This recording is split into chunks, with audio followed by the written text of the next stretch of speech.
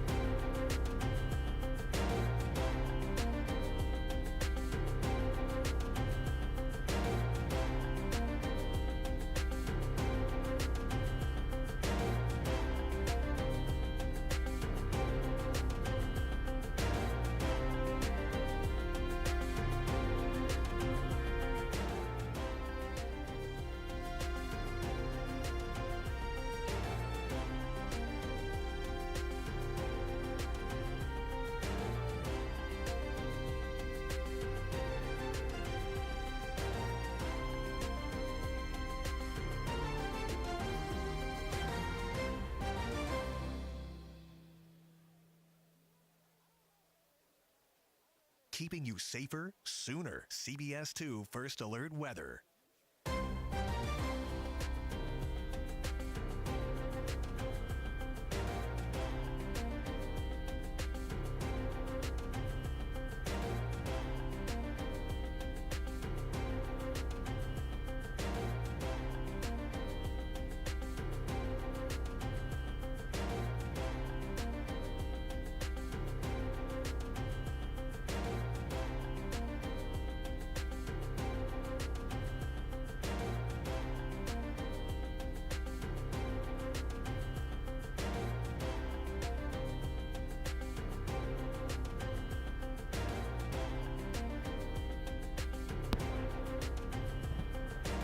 Good afternoon, members of the City Council.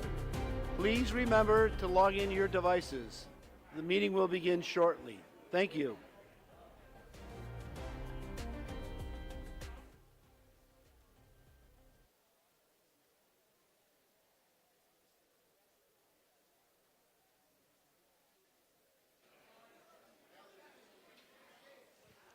Good afternoon. Happy holidays. Ladies and gentlemen, please take your seats, and the meeting will reconvene momentarily. Please have a seat, silence your listening devices, and respect your neighbors. Please have a seat and a happy holiday. Please be seated.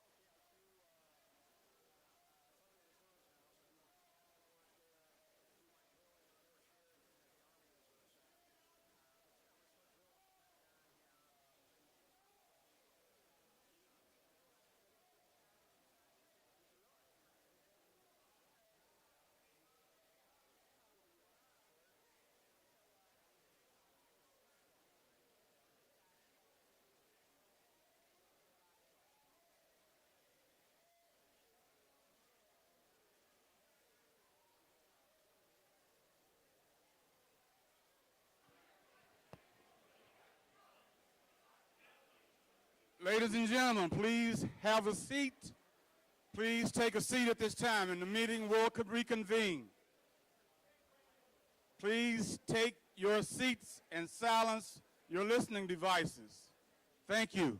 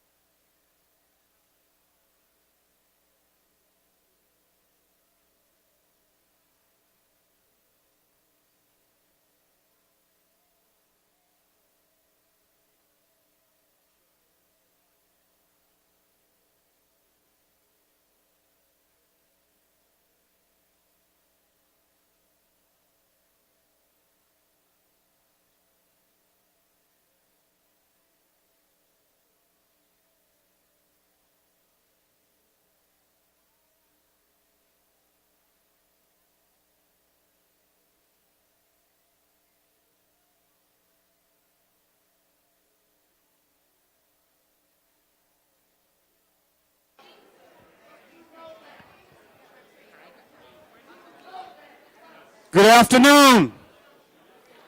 Happy holidays. Ladies and gentlemen, please take your seats. Please have a seat and silence your listening devices. The meeting will begin momentarily. Please take your seats. Thank you.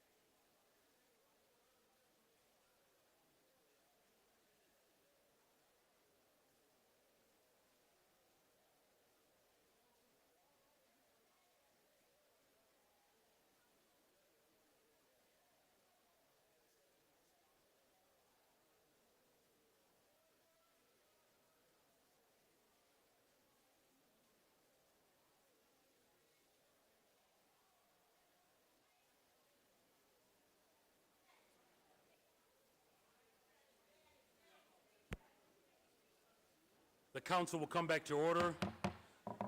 This is a reconvening of the meeting of the meeting that was recessed on Friday, December 13th in 2024.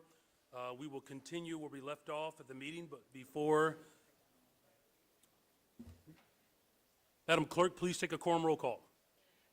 The quorum is now open. The quorum is now open. Please use your e-device. The quorum is now open. Please raise your hand if you need support with your e-device.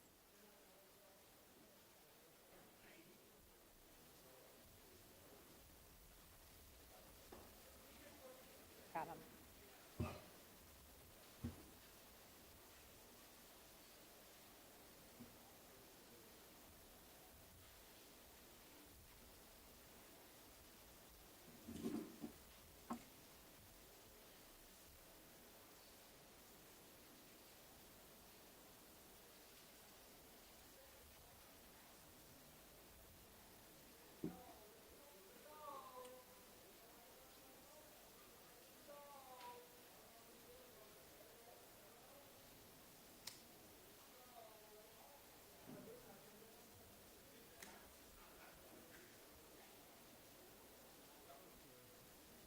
I will now call for a vote for those who have not used the e-device.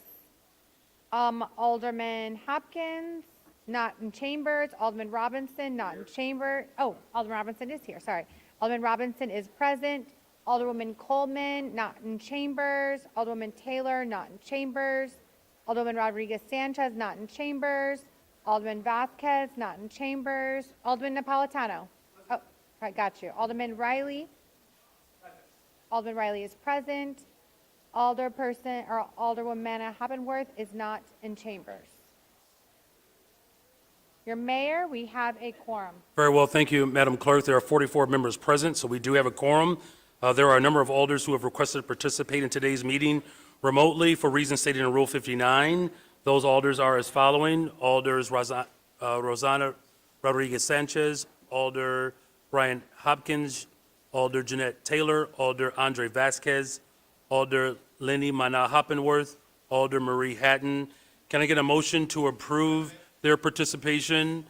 Have them added to the roll once they have been verified to be online. Is there a motion? It's been moved. All right, it's been moved. But there is a motion to lay the motion to allow for remote participation. There's a motion to lay the motion of Rule 59 on the table.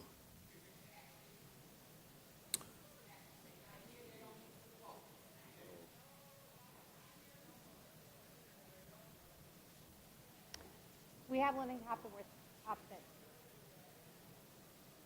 So the motion, Oh, Haddon. the chair recognizes Alderman Haddon. Lopez. I'm sorry? The chair recognizes Alderman Lopez. Thank you, Mr. President. Just wanted to clarify that Alderwoman Haddon, who's marked as present, is not here at the We're moment. fixing it. All right. Okay. We're fixing it. Very well. The clerk is fixing it. Thank you. Thank you, Alderman. So there are 43 members present, and the motion to lay the motion to allow alders to participate remotely, that motion has been, there's a motion to lay that motion on the table. So if you vote yes, this would essentially mean that these alders will not be able to be allowed to participate in today's meeting remotely. If you vote no, it means you wish to return back to the initial motion to allow for remote participation per Rule 59. Okay, all those in favor to lay, all right, there's a roll call to lay the motion for Rule 59 on the table. Madam Clerk, please make the e-vote application available to the alders.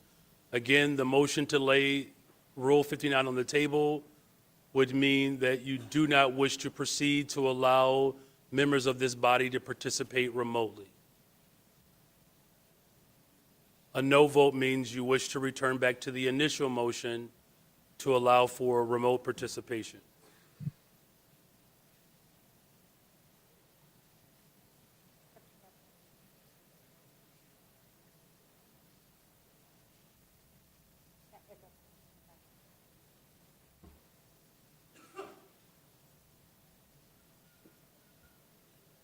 It is now open. The motion on the table. Oh.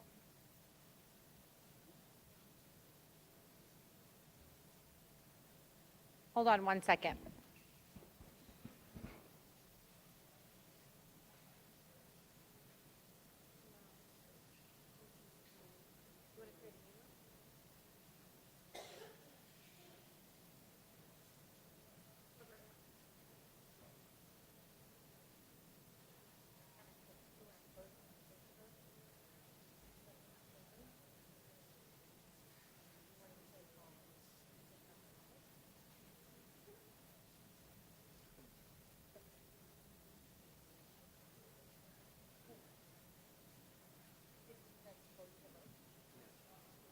Chair recognizes Alderman Lopez.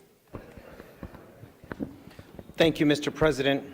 I would request that we do the roll call by a voice vote.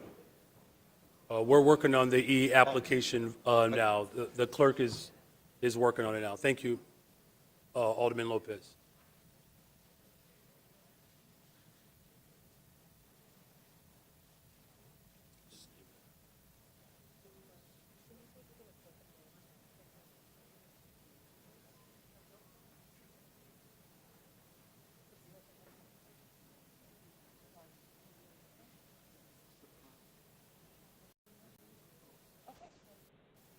We're going to provide the clerk just another moment to see if we can get the technology moving.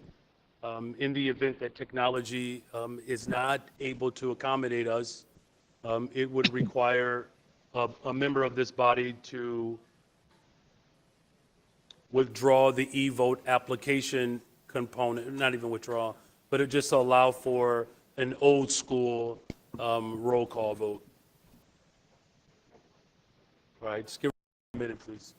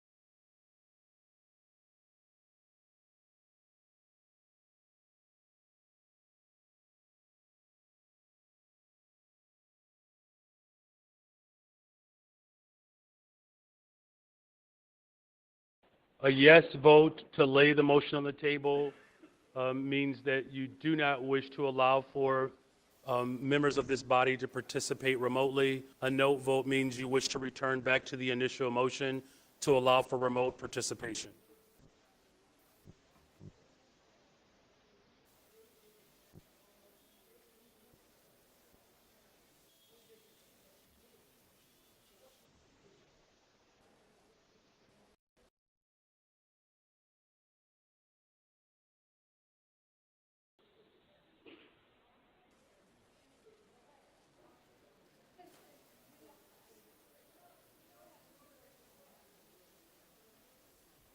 No, she does. Look, she's got it.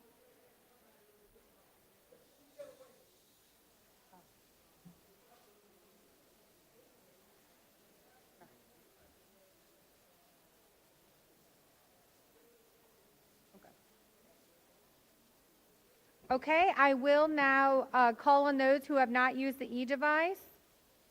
Alderman Hall. Alderman Hall is a no. Alderman Mitchell. Not present. Alderman O'Shea. Okay.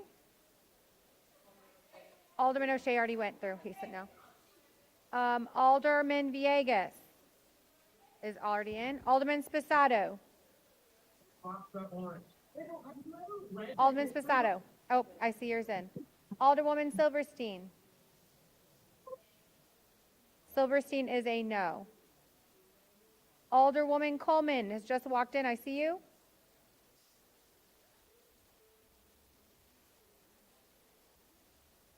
Yeah, Alderwoman Coleman's here now. Did you want to vote?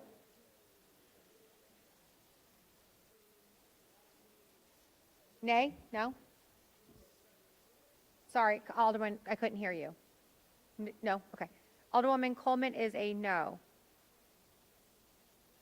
Everyone voted who wished? Okay. The voting is now closed.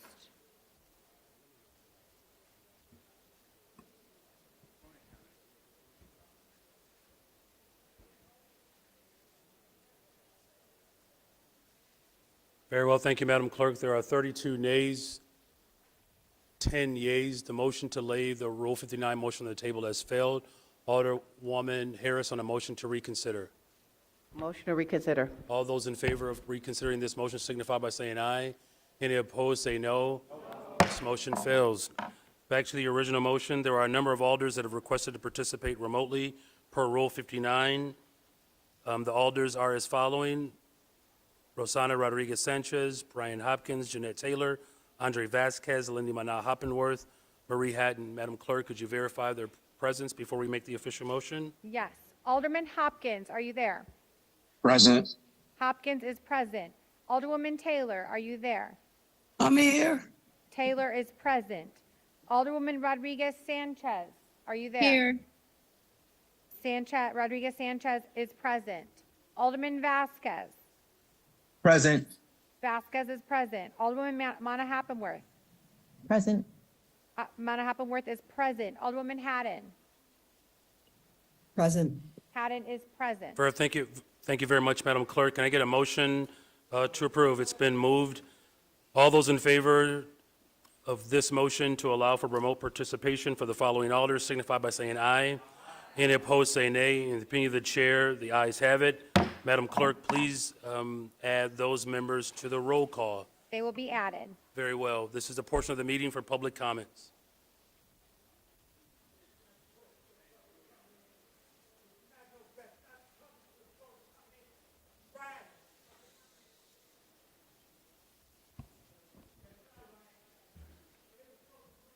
The council will now begin the public comment period, which is limited to a maximum of 30 minutes. Each speaker is limited to 3 minutes. Speakers cannot yield or transfer their time to another speaker. Any written comments that have been submitted will be posted and made available for aldermanic review. Our first speaker this afternoon is Carol Reyes.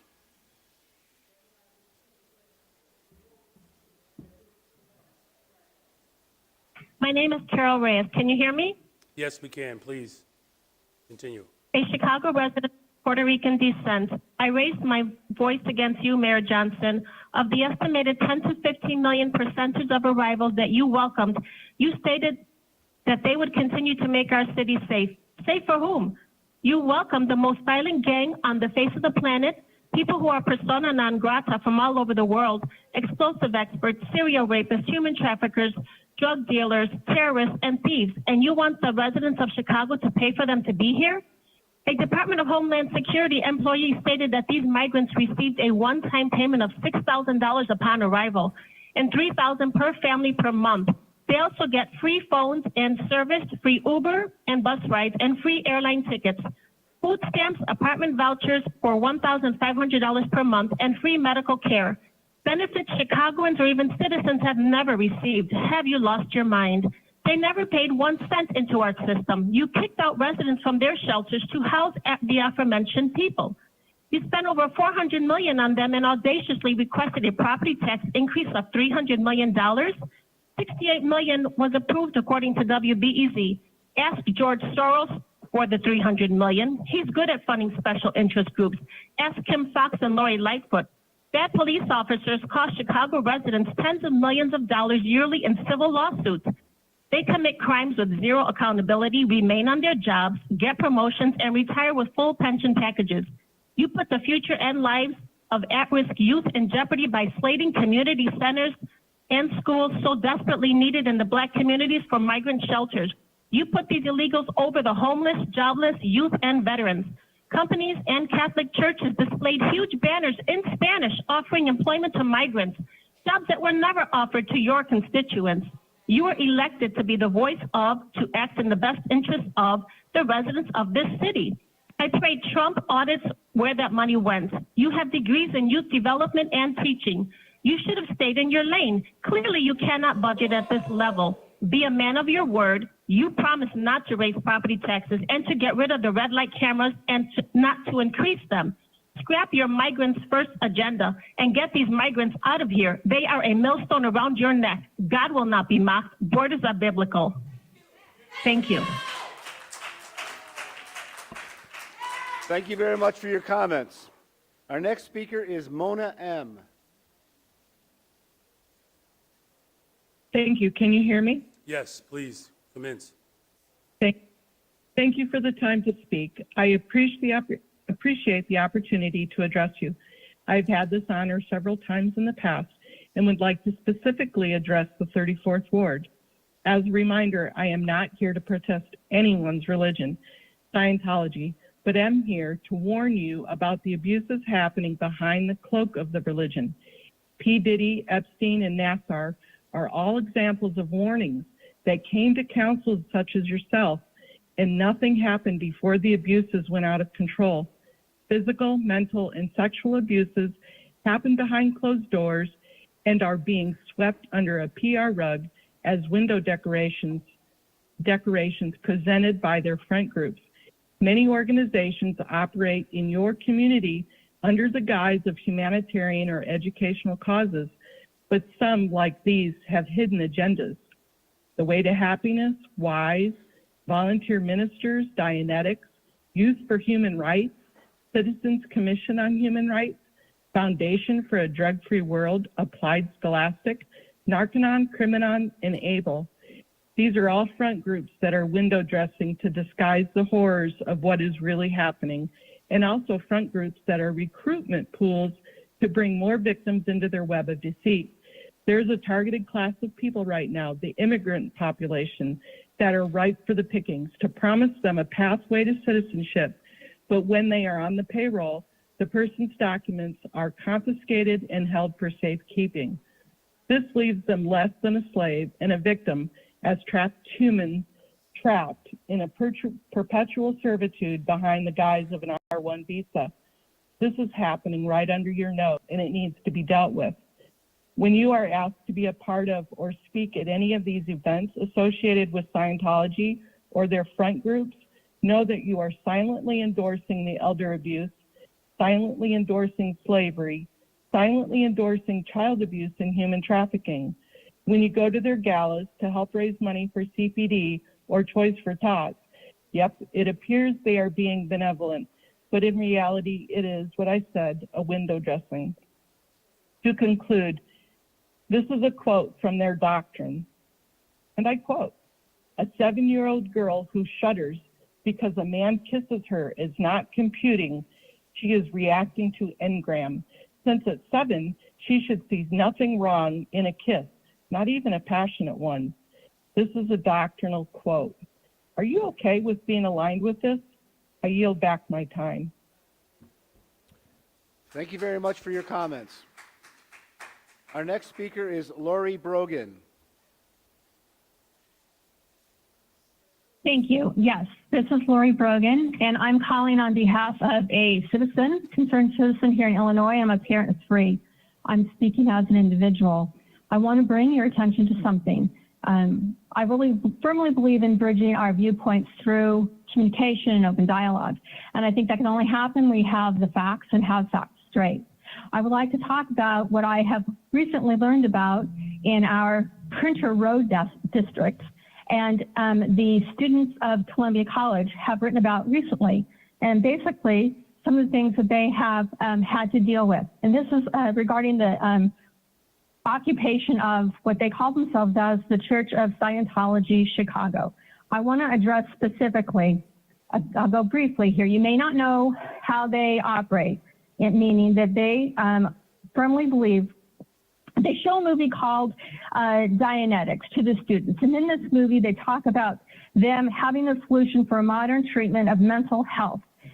All you have to do is look this up to see numerous deaths that have been caused. But I don't want to digress, because they say that this is spiritual counseling is what they offer instead of clinical mental health, pharmaceutical, and mental health is such a huge issue, not in our city, but all over.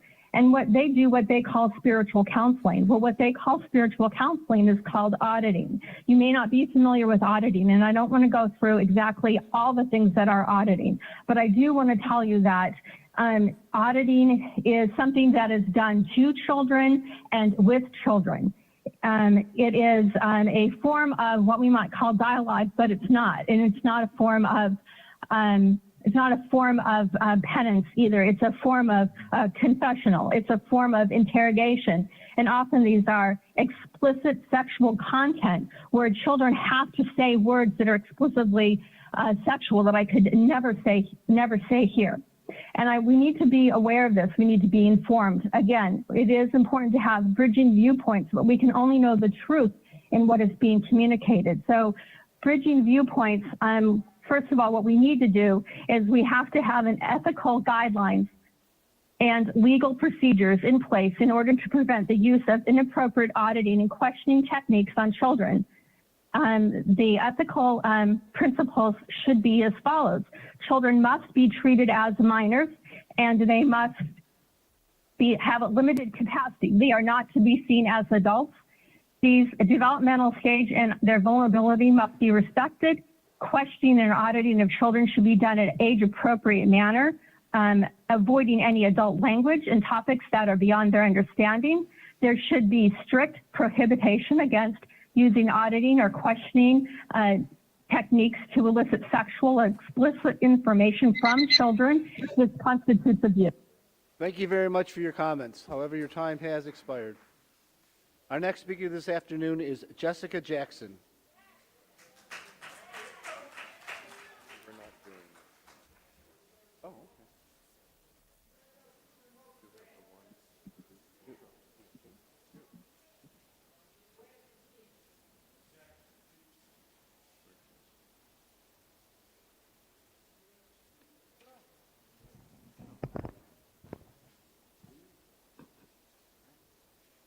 So it has already been determined that you don't follow the United States Constitution. And maybe that's perhaps because you're not a founding father and your name is not on the document. So perhaps if we show you something that your name is on, maybe you'll follow those rules. We got a rules of order and procedure, City Council, City of Chicago, for 2023 to 2027, with your name on it. However, we sit in here all the time and watch you violate our rights. We sit in here all the time and watch you allow City Council to violate our rights. Now, we're going to talk about this budget, about the strange things that's happening. Because, again, your name was on this executive order of May 2023. This executive order for immigration, migrants, and refugee rights. You caused all this money to go to illegal immigrants, not Harold Washington. You gonna be held accountable for it. And we want a forensic audit of the money that was spent on illegal immigration. You all are trying to do everything but that, when in fact, that's where all the money went. So anything that you all pass is not genuine. It's not honest. Because you're trying to cover up where our money actually went. Now, it's been some strange voting going on. Let's talk about the fact that Taliaferro and Lopez, Sergio Lopez, got extra money. Could it be because Byron Sergio Lopez wrote a letter on my behalf to help with my case? And so did Talaferro. Could it be that they were told that they could get more votes if they blew my case? Whoa. Now, let's look at Alderman David Moore, who have been in here and listened to me talk about my probate all the time and haven't done anything. Could it be he planning a seminar with Lori and them, while at the same time selling me out? Because he's supposed to be getting a field house for his ward. We got something for you. Fridays. Fridays, famous Friday. And we got another one. This is Chicago Flip Red. Chicago Red got you too. You got Chicago Red and you got Chicago Flip Red. And both of us getting that. So now, who's going to be famous Friday? Who are this name real fast? Carlos Ramirez Rosa. Yeah! Thank you very much for your comments. However, your time has expired. Our next speaker is Sharon Abbott.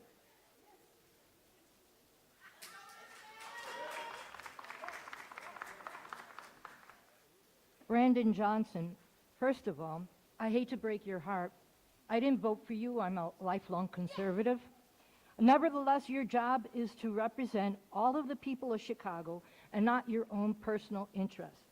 On May 15, 2020, you took your oath of office and solemnly swore to support the Constitution of the United States and the Constitution of the State of Illinois, and that you would faithfully discharge the duties of the office of mayor to the best of your ability. The U.S. Constitution, Article 4, Section 4, states that the United States shall guarantee to every state in the Union a Republican form of government and shall protect each of these against invasion.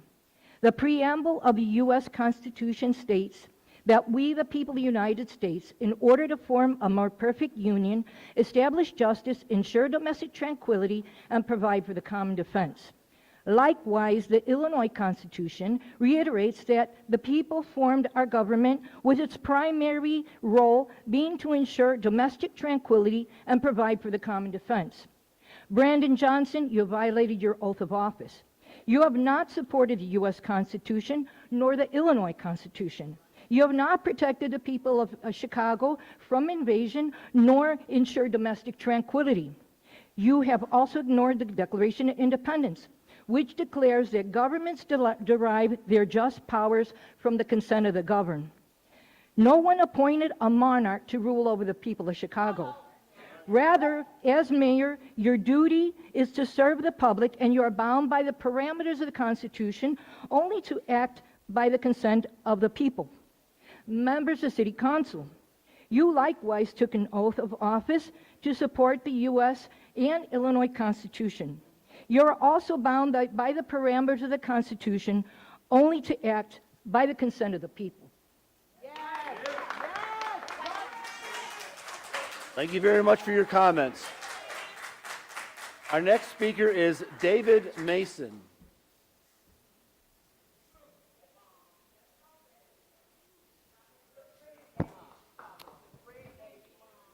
We have to remember history, because the number one thing that we know for certain is that history always repeats itself.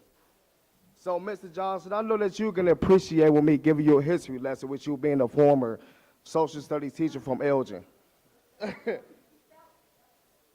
Well, you plan on going back to the classroom anyway. That was the whole purpose with you taking a leave of absence, right? Well, besides the mental reason. I'm sorry, I wasn't supposed to say that out loud. But let's go ahead and talk about history repeating itself. Let's talk about taxation. Chicago has a tax for everything.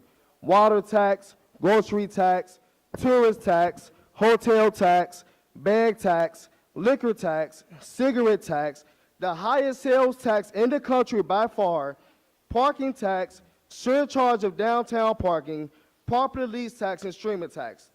The only thing that you all don't have a tax for yet is oxygen tax. And the only reason why you don't have a tax for that just yet is because you ain't figured out how to do it yet.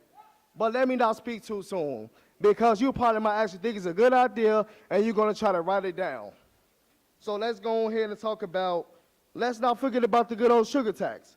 Y'all remember y'all used to back in 2016, and you go to your favorite grocery store and you buy your favorite 24-pack of pop? Well, you paying more taxes on that pop than what the actual cost of it is. What you didn't know is that your buddy Brandon Johnson voted for that sugar tax. So it's not a surprise that he wants to pour a $40 million line of credit and put the city in even more debt than what we already are with the $1.2 billion deficit. But it's your fault that because you gave half the money to illegals. Also, it's lazy government is what you call it, so let's not forget that we got to watch these politics. And I was at that Board of Czar meeting, and Tom Homan said out of his mouth that it is illegal to harbor and conceal illegal aliens. So like I told you before, that you ain't gonna blink, well, we ain't gonna flinch either. Now, I'm gonna tell you another thing. All you illegals, you ain't gonna have no Merry Christmas. You're gonna have a Merry Deportation Christmas. Thank you very much for your comments. Our next speaker is Robert Thierry.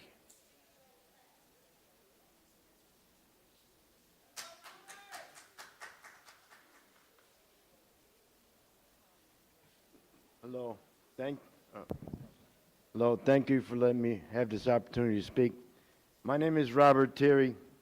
In 2017, I became homeless and disabled. But this year, there was an October 7th attack on two of Chicago's homeless people. Mr. Paul Williams and David Swick were both executed for being homeless, and David Swick was also disabled. I was protesting because homeless lives matter. On November 14th, I was attacked by the owner of the J.J. Fish. I have video footage on my cell phone. I did not fight back. They made a false report on me saying that I assaulted them. I was told I could not press charges because I was the assailant on the false report. So November 21st, I went to headquarters at a town hall meeting. And the next day, November 22nd, a detective was assigned. I kept calling him. I didn't get through to him till November 26th. I requested him to look at the video footage at Nikki's across the street from 7828. Actually, 7829 is Nikki's address. He said he would get back to me on Saturday. I didn't get back to him. I had to call him on December 2nd. And I sent him my video on my cell phone. And again, I requested him to look at the video footage at the Nikki's. But instead, he went to J.J. Fish and called me on December 6th. He called me. He told me to go talk to the owner of Nikki's, that the owner wants to make amends with me.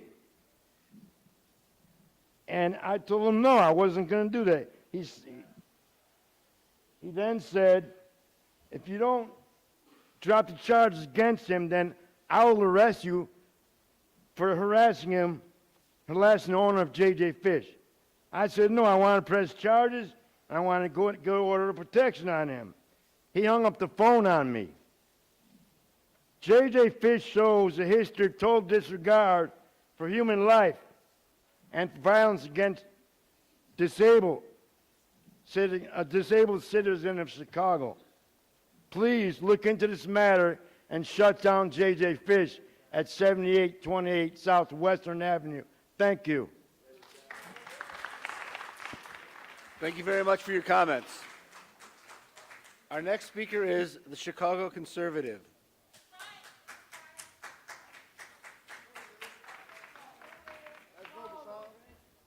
Good afternoon, ladies and gentlemen. Good afternoon.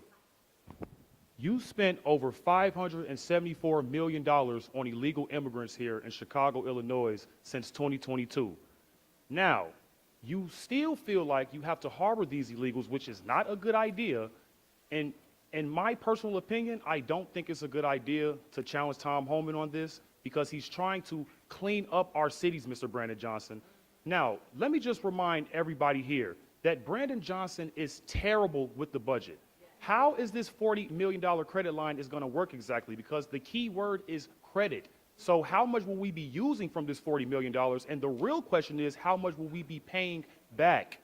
Now, you want to sit here, you and J.B. Pritzker want to puff out your chest and fight Tom Homan. We need Tom Homan here in Chicago. We need Donald Trump. And I don't want to see people like Pam Bundy and Kash Patel, you know, haul you up out of here and become prosecuted. I don't want to see that happen. But they will do their job if they have to, Brandon Johnson. Now, we are $1 billion in debt. That's absolutely insane. Kamala Harris, she spent $1 billion on her campaign less than a year, and she's $20 million in debt. So it's looking like Democrats are bad with money. Now, you ignored me for 10 to 15 seconds last time I was speaking, and I really did not appreciate that at all. But I got a Christmas present for you. Let's remind the people of Chicago that Brandon Johnson spent $32,000 in campaign funds on haircuts and makeup. So I got an early Christmas present for you, Brandon Johnson. This is some makeup for you right here. You got some rouge, you got the makeup brush right there, so you can save this people some money, for crying out loud. Now, let me tell you people, I'm going to be serious here. We need to start voting different in these cities like New York and Chicago. Stop voting these people in. It's not Democrat versus Republican anymore. It is populist versus establishment. It is the populist versus the establishment. Stop letting them trick you into the race baiting when it comes to Brandon Johnson. Oh, black people need help too. Trump want to hurt black people. What are you talking about? We're legal here. We are legal. Now, I'm trying to be nice about this, and Mr. Brandon Johnson, I do respect you in a little bit of way because you're trying the best that you can. I really want to believe that, but listen, man, you got a 14% approval rating, so the people is looking like they're telling you that you're fired, man. So I'm just humbly asking you, Brandon Johnson, to please come up with something that's reasonable by the end of this year, because I don't want to see a government shutdown, Mr. Brandon Johnson. Please do your job. I don't care if you're black. Chicago needs to get rid of DEI. I don't care if you're black. Can you do the job? Can you do the job, Mr. Brandon Johnson? And it's looking like you can't do the job. So please don't fail us. Thank you very much for your comments. Your Honor, there are no further speakers who have timely signed up for the public comment period. Farewell. Thank you. Okay.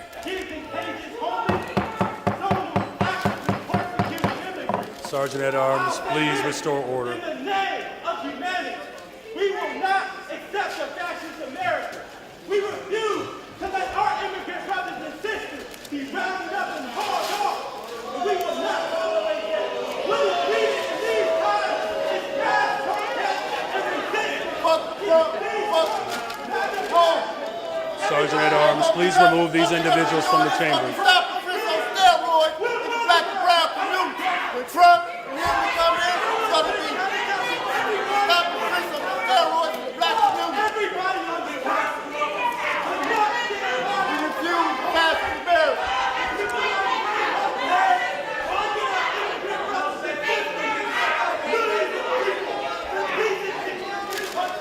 There's going to be nothing to stop the prince of steroids for us black and brown people in the community. It's going to be nothing but stop the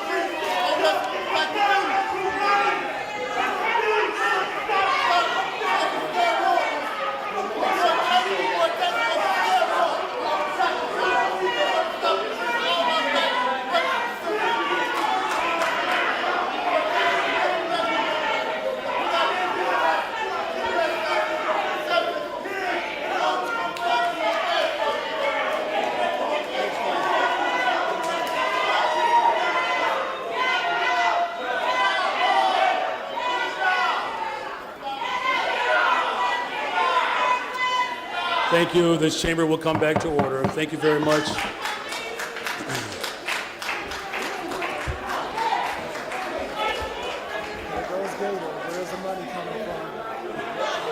Members of the public, please. Members of the public, if you wish to stay in the chambers, please sit down and return to order.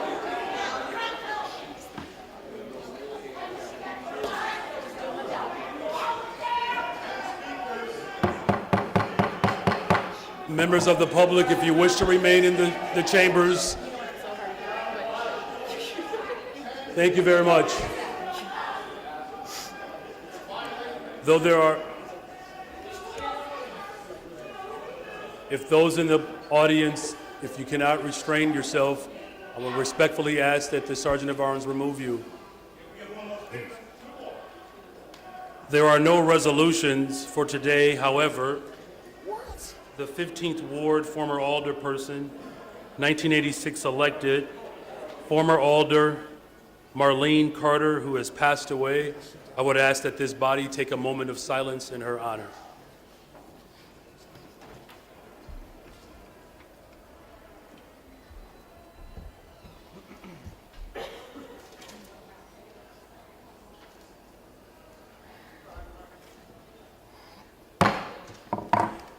Communications, Madam Clerk.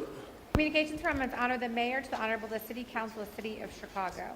Ladies and gentlemen, at the request of the Commissioner of Fleet and Facility Management, I transfer here with an ordinance authorizing the purchase of property located at 1751 North Harlem Avenue.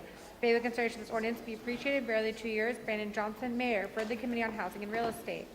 Ladies and gentlemen, I have appointed Tyler C. Hall as member of the Police Board for a term effective immediately expiring August 10, 2029 to succeed Nanette L. Dorley, whose term has expired. Favorable consideration of this appointment will be appreciated. Barely 2 years. Brandon Johnson, Mayor, for the Committee on Police and Fire. I, City Clerk Anna Valencia, hereby inform the City Council of the following documents filed in my office. Estimated year 2025 aggregate property tax levy as amended. I, City Clerk Valencia, transmit here with the following miscellaneous communications reports requiring City Council action. Zoning reclassifications or particular areas referred to the Committee Zone on Zoning Landmarks, Building and Standards. Claims against the City of Chicago, which referred to the Committee on Finance. Your Honor, that concludes the reports and communications from the Mayor and other city officers. Thank you very much, Madam Clerk. The Chair recognizes Chairwoman Dow.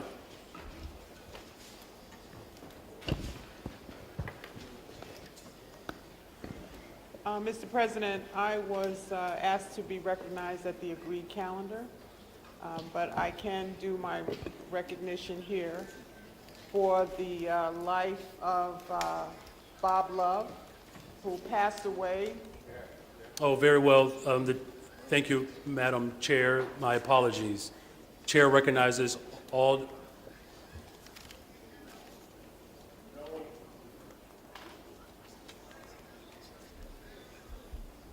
We can do it during the agreed, so let's continue with your committee report. Thank you again. Thank you, Madam Chair. You're recognized. With my resolution?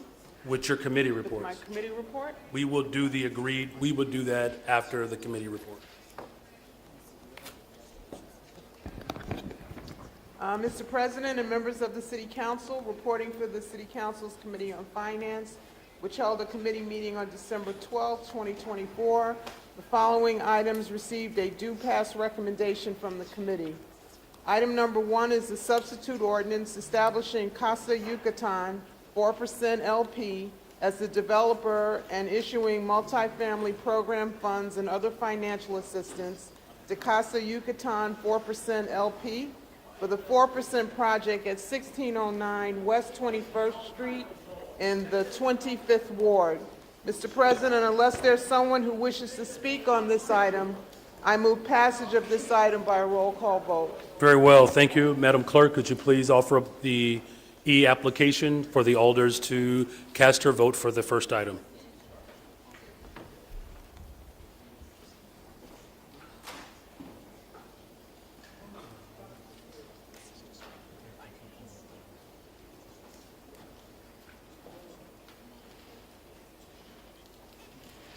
All right, the voting is now open. The voting is now open. Please.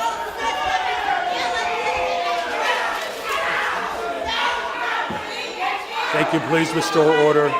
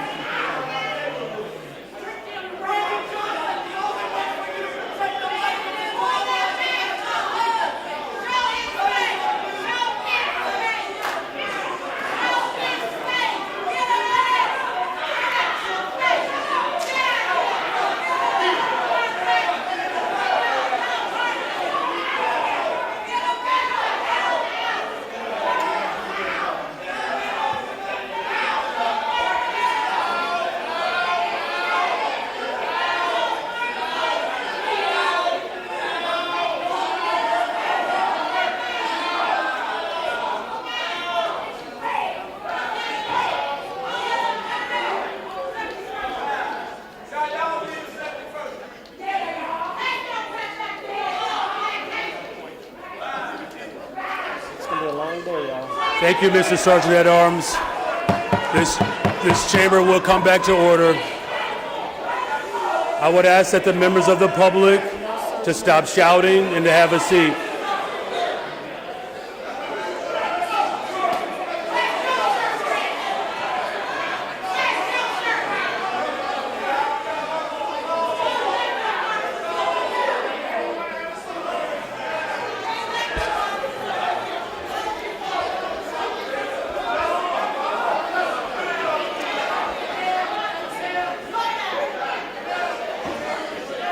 This meeting will stand in recess.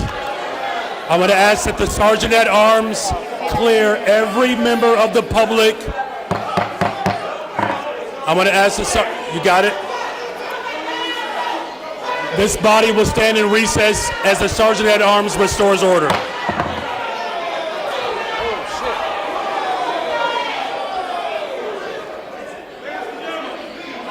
They're about to tighten his ass.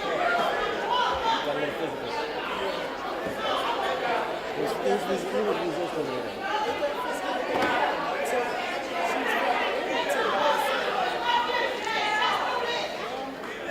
We're about to have one more, I'm sure. There's one more. There's always one more. There's always one more.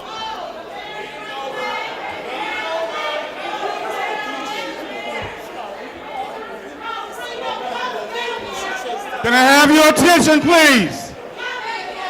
Ladies and gentlemen, please go to your closest exit. Follow the directions of the officers. Please direct the people to the exit. Are they clearing it? Please move to the exit.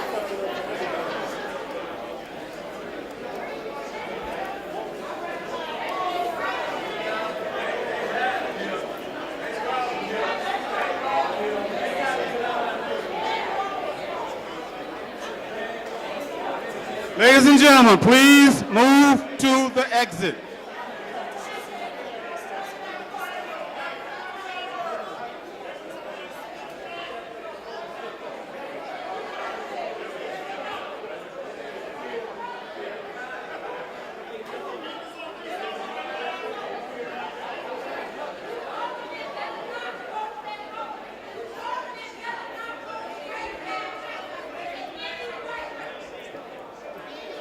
Ladies and gentlemen, please move to the closest exit.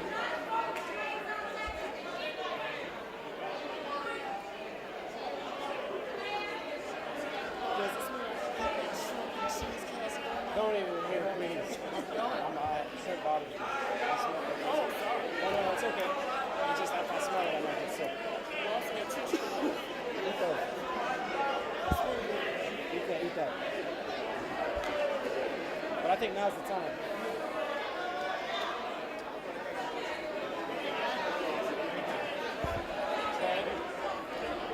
Please move to the exit. Please move to the exit.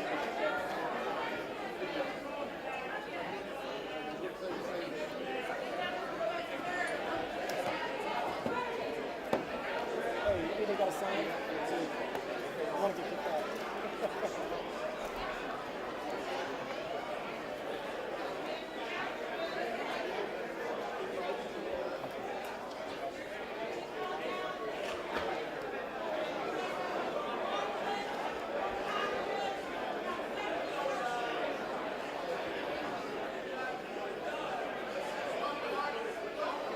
Ladies and gentlemen, please continue to move to the exit. Please follow the directions of the officers. Please move to the exits. Thank you.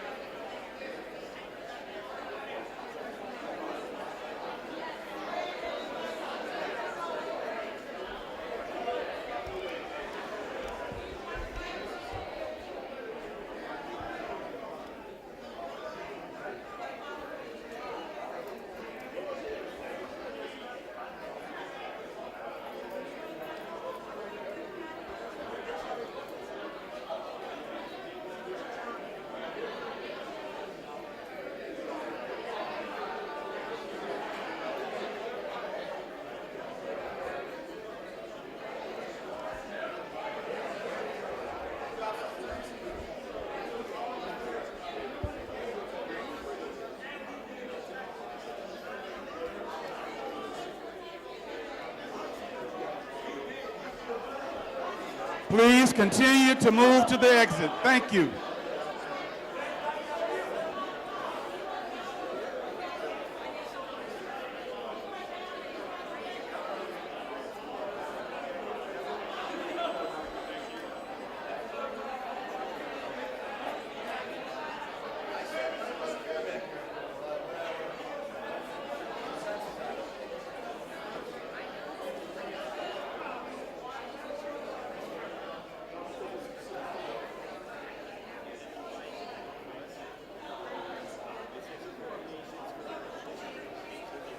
So it's a recess now?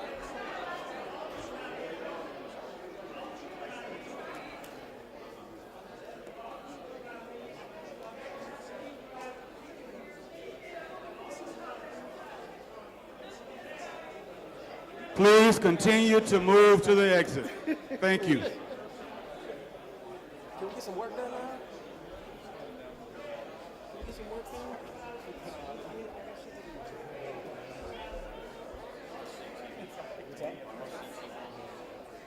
Action. How you doing, man?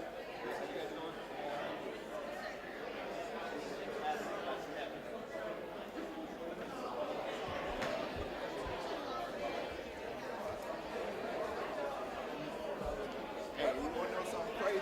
We got a new guy that started with us today. He's probably going to be That's like, the reason why. It's always the new guy. It's always the new guy. Always on the new When guy. I get a new reporter, it's always the biggest story of the century. Hey, man, I'm going to use the bathroom. Go for it. I'll be recording.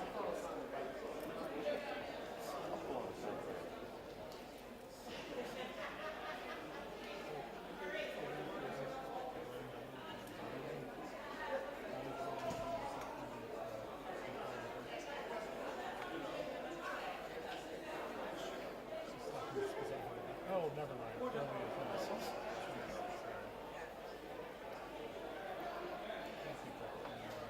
Should actually make sure that reporters who are there because there's not enough space.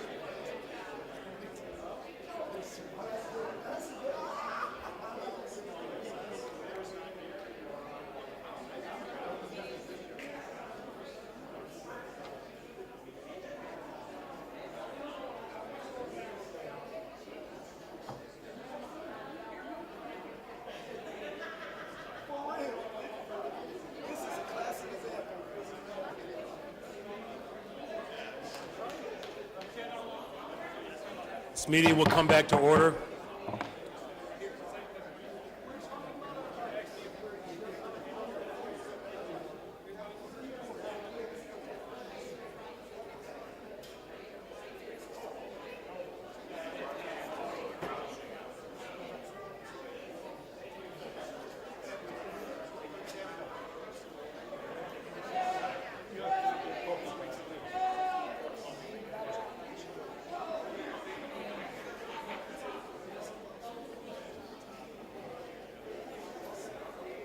This meeting will come back to order.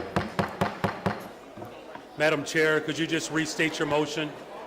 The chair recognizes Chairwoman Dow. Please restate your motion, please. Yes, thank you, Mr. President. Unless someone wishes to speak to this item, I renew my motion for passage of this item, the first item on the Finance Committee agenda, by a roll call vote. Very well. Thank you, Madam Chair. Members, please use your e-vote application to record your vote at this time. It's going to come back up. Refresh your devices, please. Please refresh your devices and a new vote will pop up. Give 1 second, it's opening. Okay, refresh your devices and it is now back open. Raise your hand if you need help. Refresh your device.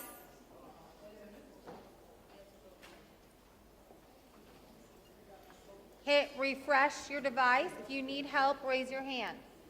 Thank you.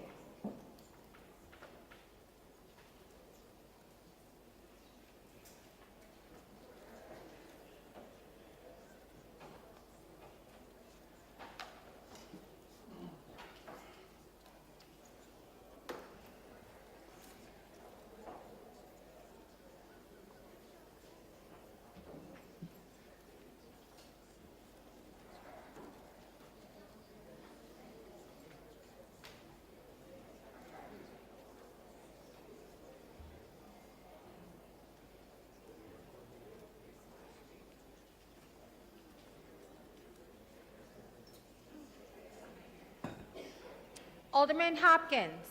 I will now call for those who have not voted yet using their e-device. Alderman Hopkins. Alderman Hopkins votes aye. Hopkins is a yes. Alderman Mitchell. Mitchell is a yes. Alderman O'Shea. O'Shea is a yes. Alderwoman Taylor. Yes. Alderwoman Taylor is a yes. Alderman Mosley. Mosley is a yes. Alderman Rodriguez. Rodriguez is a yes. Alderwoman Rodriguez Sanchez. Aye. Rodriguez Sanchez is a yes. Alderman Vasquez. Aye. Vasquez is a yes. Alderwoman Mana Happenworth. Yes. Mana Happenworth is a yes. Alderwoman Haddon. Alderwoman Haddon. Yes, but I already marked it. Haddon is a yes. The voting is now closed. Thank you, Madam Clerk. There are 50 yeas, 0 nays. This motion passes. Alderman Mitchell on the motion to reconsider. Mr. President, motion to reconsider the All vote. those in favor of reconsidering this vote signify by saying aye. Any opposed say no. This motion fails. The chair recognizes Chairwoman Dow. Thank you, Mr. President. Item number 2 is the substitute ordinance establishing Casa Yucatan LP as the developer and issuing multifamily program funds and other financial assistance to Casa Yucatan LP for the 9% project at 1609 West 21st Place in the 25th Ward. I move passage of this item by the first most favorable roll call vote of the Committee on Finance and the associated unsuccessful motion to reconsider. Hearing no objections, so ordered. Item number 3 is an ordinance concerning the porting of tax increment financing funds from the Cicero, Archer, and Midway Industrial Corridor TIFs into the Cicero Stevenson TIF in connection to the proposed redevelopment of LeClaire Courts North at 4400 South Cicero Avenue in the 22nd Ward. I move passage of this item by the same motion. Hearing no objections, so ordered. Item number 4 is an ordinance amending the authorizing ordinance for a redevelopment agreement with Hudson Michigan Avenue Owner LLC to provide tax increment financing funds for improvements at Hudson House at 2222 South Michigan Avenue in the 3rd Ward. I move passage of this item by the same motion. Chair recognizes Alderman Lopez. Thank you, Mr. President. I wish to be recorded as a no on this item. Very well. Hearing no other objections, so ordered. Item number 5 is an ordinance amending the authorizing ordinance for a redevelopment agreement with BR Congress Owner LLC and Congress Theater NFP to provide tax increment financing funds for improvements at the Congress Theater at 2135 North Milwaukee Avenue in the 1st Ward. I move passage of this item by the same motion. Hearing no objections, so ordered. I withdraw my so ordered with leave of the body. Chair recognizes Alderman Lopez. I wish to be recorded as a no on Despite this the item. division, hearing no objections, so ordered. Again. Items 6 through 13 are ordinances concerning amendments to the various tax increment financing redevelopment plans and projects to revise the expiration dates to the Inglewood Neighborhood TIF in the 6th, 16th, 17th, and 20th wards, the Lawrence Kedzie TIF in the 33rd and 39th wards, the Lake Calumet Area TIF in the 7th, 9th, and 10th wards, the Central West TIF in the 27th and 34th wards, the South Chicago TIF in the 7th and 10th wards, the Lawrence Broadway TIF in the 46th, 47th, and 48th wards, the Belmont Central TIF in the 30th, 31st, and 36th wards, and the 63rd and Pulaski TIF in the 13th and 23rd wards. I move passage of these items by the same motion. Chair recognizes Alderwoman Haddon. No objection to this item, but I do have a quick comment. Thank you, Mr. President. I am participating remotely, and I was notified by the clerk's team that some of my colleagues are concerned that somebody other than me is voting. Our fantastic ELM system, once you guys approve Rule 59, does allow for us to log into our ELM system and do this. So I just wanted to reassure the body, I am here, I am listening, I am participating, and I am the only one casting my votes. Thank you, Mr. President. You're welcome. The chair recognizes Alderman O'Shea. We know that's her. Yes. Chair recognizes Clerk Valencia. I just wanted to clarify here, because my team did talk to Alderwoman Haddon. Just so you know, the technology does allow you, we have not turned it on for committees to vote or for the council because our rules state that you have to do a voice vote. And so until the rules change, I have to call on every single person that hasn't, when you're remote, you have to vote by voice remotely as well, because until we change the rules, you cannot use that function. So although Alderwoman Haddon, you're very savvy and you're the one who figured out how to use it remotely, the rules do not state that we have that authority to do it by that way. So that's why I have to ask for a voice vote, just to clarify. Very well. Thank you, Madam Clerk, for those items that have been moved up to number 14, if you're keeping score. Hearing no objection, so ordered. Thank you, Mr. President. Item number 14 is a substitute ordinance introduced by Alderman Ray Lopez and Alderman Pat Dowell. Oh, my goodness. Amending Municipal Code Chapter 1 through 19, subjecting all recipients of settlements or payments of claims to indebtedness check by City Comptroller. I move passage of this item by the same motion. The chair recognizes Alderman Lopez. Thank you, Mr. President. And just to confirm that I have not taken leave of my senses, yes, Alderman Dowell and I have put this forward together to codify something that she has already been doing as Chairman of Finance, for which we all should be thankful, and that is working with the City Comptroller to ensure that those who are getting settlement funds from the City of Chicago have paid their debts to the City of Chicago. And I would ask our favorable consideration of this item. Thank you. Well, hearing no objection, so ordered. Item number 15 is a communication transmitting reports of cases in which verdicts, judgments, or settlements were entered into for the month of October 2024 and November 2024. This will be placed on file with the clerk. Items number 16 and 17 consist of orders of authorization for the payment of various small claims against the City of Chicago and denials of payments of various small claims against the City of Chicago. If there are no objections, I move that these items be placed for passage in the omnibus. Hearing none, so ordered. Items number 18 are two proposed orders authorizing charitable solicitation on the public way for Planned Parenthood Federation of America citywide from January 1st, 2025 through June 30th, 2025, and the American Civil Liberties Union citywide January 1st, 2025 through June 30th, 2025. These will be placed on file with the clerk. That concludes my report. Thank you, Madam Chair. The Chair recognizes Chair Villegas for his report on Committee Economic, Capital, and Technology Development. Good afternoon, Mr. President. Good members afternoon. of the City Council. Reporting for the Committee on Economic, Capital, and Technology Development, which met on Monday, December 9th. The committee held a meeting which was recessed and reconvened on Thursday, December 12th. At these meetings, the following items were recommended for passage. Items 1 and 2 on the report are appointments to the Community Development Commission. Both Terrence Johnson and Ronald Millsap were approved for appointments to the Community Development Commission. I move for passage of these appointments by the first favorable roll call of the Committee on Finance and the associated unsuccessful motion to reconsider. Hearing no objections, so ordered. Item 3 through 7 on the report are a series of appointments and reappointments to various special service areas. The following individuals were recommended: Mohammed J. Butt, Sarah J. Blackstone, Nicholas P. Kosiak, Amanda Sadowski, and James Janis. I move for passage of these items by the first favorable roll call of the Committee on Finance and the associated unsuccessful motion to reconsider. Hearing no objections, so ordered. Items 8 through 18 are ordinances pertaining to scope of services, budget, tax levy, and service provider agreements that were approved for the following special service areas: district numbers 17, 33, 48, 50, 51, 52-2021, 60, 63, 71, 72, and 77.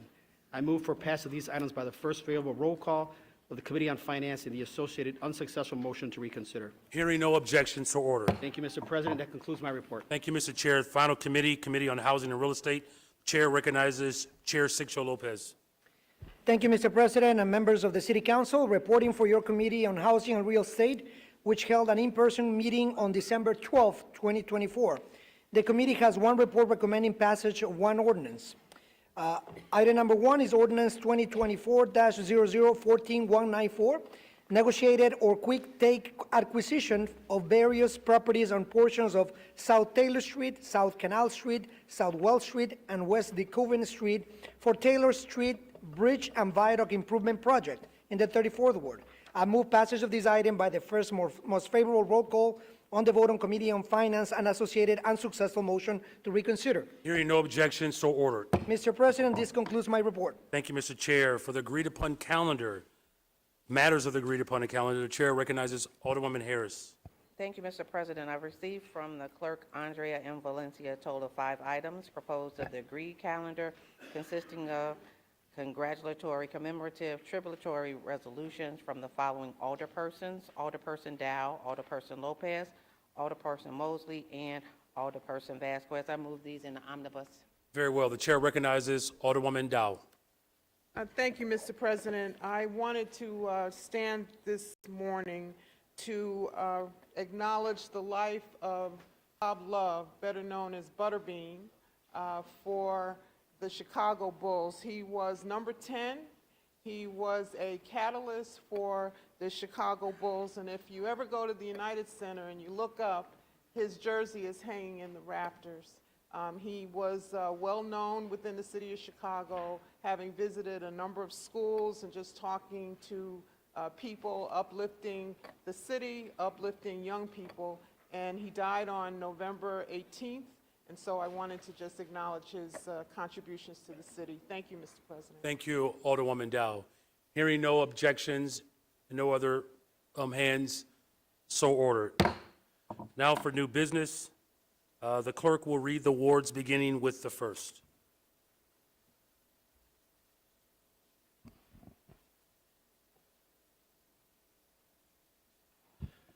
Zoning amendments which are referred to the Committee on Zoning, Landmarks, and Building Standards. traffic regulations, traffic control signals, and traffic signs, which are referred to the Committee on Pedestrian and Traffic Safety. Exemption from physical barrier requirements for commercial driveway alley access to parking facilities, which are referred to the Committee on Transportation and Public Way.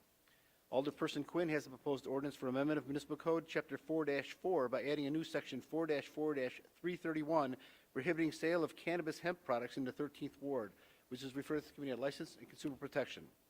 Alderperson Curtis has a proposed ordinance for approval of plat of City Mall Lot 1 re-subdivision, which is referred to the Committee on Transportation and Public Way. Alderperson Taylor has a proposed ordinance for approval of a Calderon re-subdivision, which is referred to the Committee on Transportation and Public Way. Alderperson Taylor also has a proposed ordinance for approval of plat of Calderon re-subdivision, which is referred to the Committee on Transportation and Public Way. Alderperson Mosley has a proposed ordinance for amendment of Municipal Code, Section 4-60-023, to disallow additional package goods licenses on portions of West 115th Street, which is referred to the Committee on License and Consumer Protection. Alderperson Irvin has a proposed ordinance for amendment of Municipal Code, Sections 4-60-022 and 4-60-023, to allow additional alcoholic liquor and package goods licenses on portions of West Cermak Road, which is referred to the Committee on License and Consumer Protection. Alderperson Telefiero has a proposed ordinance for the correction of the City Council Journal of Proceedings of February 21st, 2024, which is referred to the Committee on Committees and Rules. Alderperson Ramirez Rosa and others have proposed ordinance for the Chicago Commission on Human Relations directed to establish working group to address issues impacting BIPOC, transgender, and gender diverse communities in the City of Chicago and Cook County, which is referred to the Committee on Health and Human Relations. Alderperson Villegas has a proposed resolution to call for hearings on the implementation of enterprise resource planning technology systems, which is referred to the Committee on Economic, Capital, and Technology Development.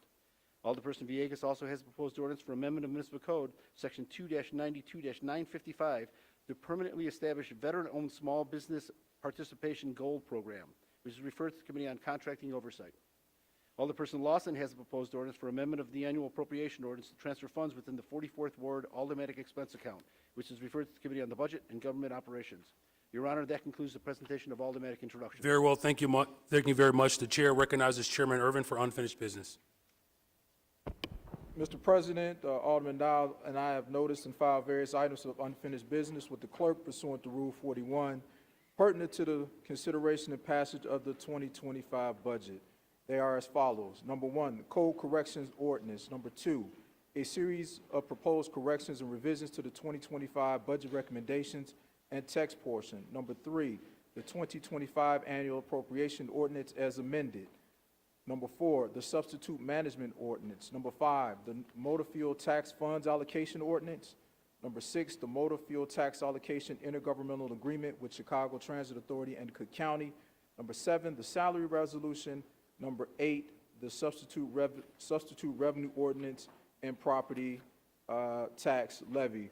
As that the council discussed at this time, the entire package, which consists of various matters I just identified, I reserve my right and Chairman Dow's rights to close the discussion. Very well, thank you very much. Are there any other alders that wish to speak? Chair recognizes Alderman Quinn. Okay, the chair, Alderman Quinn, do you wish not to be recognized?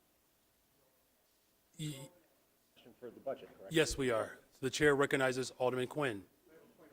Okay, thank you very much. Alderman Quinn, if you would, oblige. The chair recognizes Alderman Lopez. Thank you, Mr. President. Forgive me, Alderman. Just a quick question. There were a number of amendments that were supposed to be provided. Are we having a discussion on the original, or are we having a discussion on the amendments which have not yet been accepted as part of this package?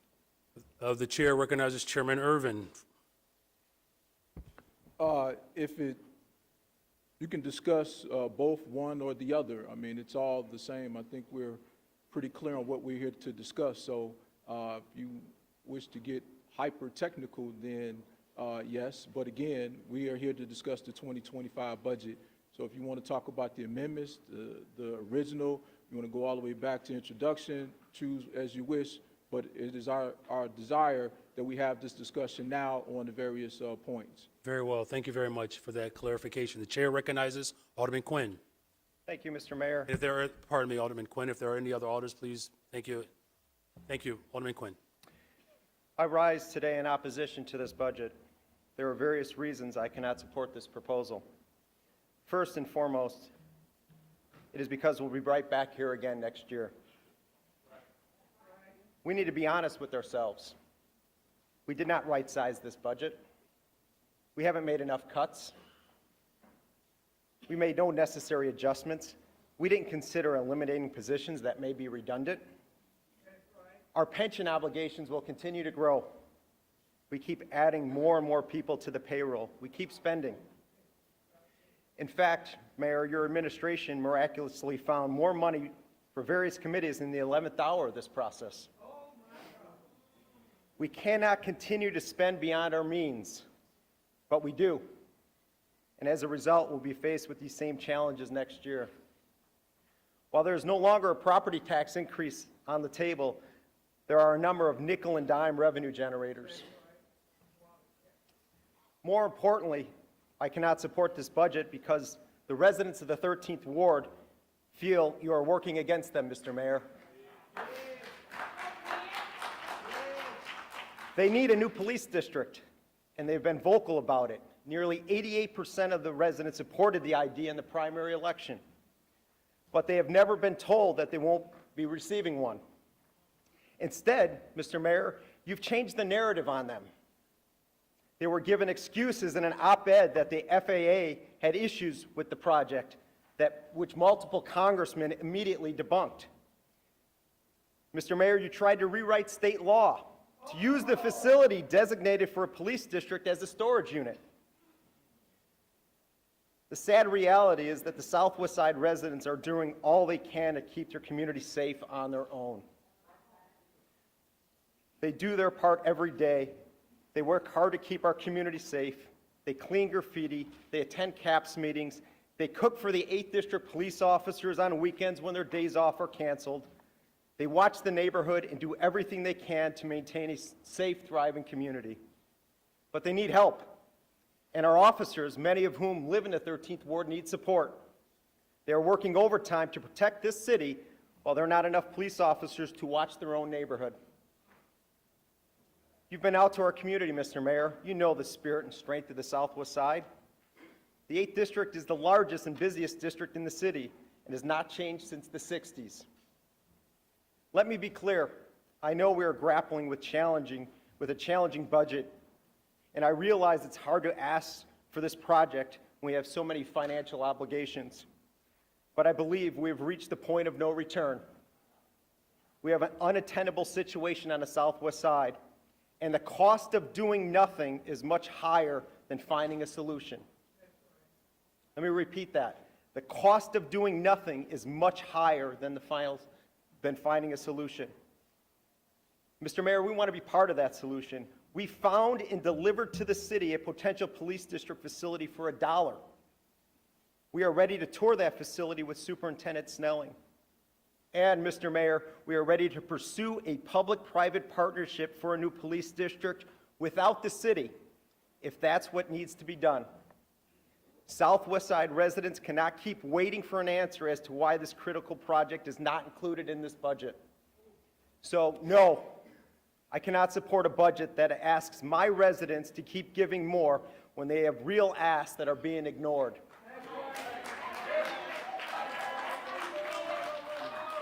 I will always stand with the 13th Ward residents, and today I will vote no on a budget that does not support them. Thank you, Mr. Mayor. Thank you.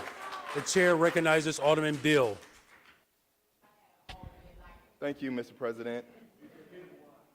Mr. President, I too rise to voice my opposition to this budget for numerous reasons. Last year, I spoke out vocally that we had a fictitious budget for this year.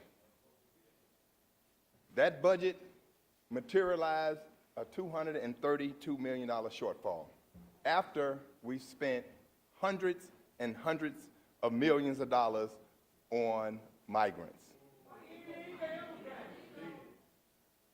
I too, like my colleague, cannot support a budget that does not reflect support for my community. And before I get started, I just want to acknowledge and commend the 15 aldermen who stood up and stopped the property tax train wreck.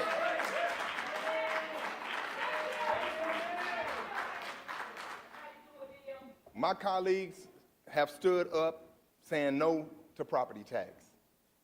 And we, with the support of everybody in this room, sent a message 50-0 that we did not want property tax. Since then, we miraculously just, voila, went to 150. And you all rejected the 150. We went to 68. Now, miraculously, voila again. We go to 0. However, in order to get to 0, we are fining and feeing the people of the city of Chicago to death. The people have said clearly that we want cuts and efficiencies. Cuts and efficiency is what the people have been asking for. But no, we want to ignore what the people are saying. You all hear it in your communities. And I'm going to tell you, I know your phones are blowing up. I know you're getting calls from your residents. I know when you go to the grocery store, the people are telling you to vote no. But to ignore the will of the people, you all, is something that everybody in this room is going to have to reckon with in a couple of years. And so when you're staring down an opponent that is saying, I don't care, I'm going to make sure that I vote in the best interest of my community, you're going to have problems.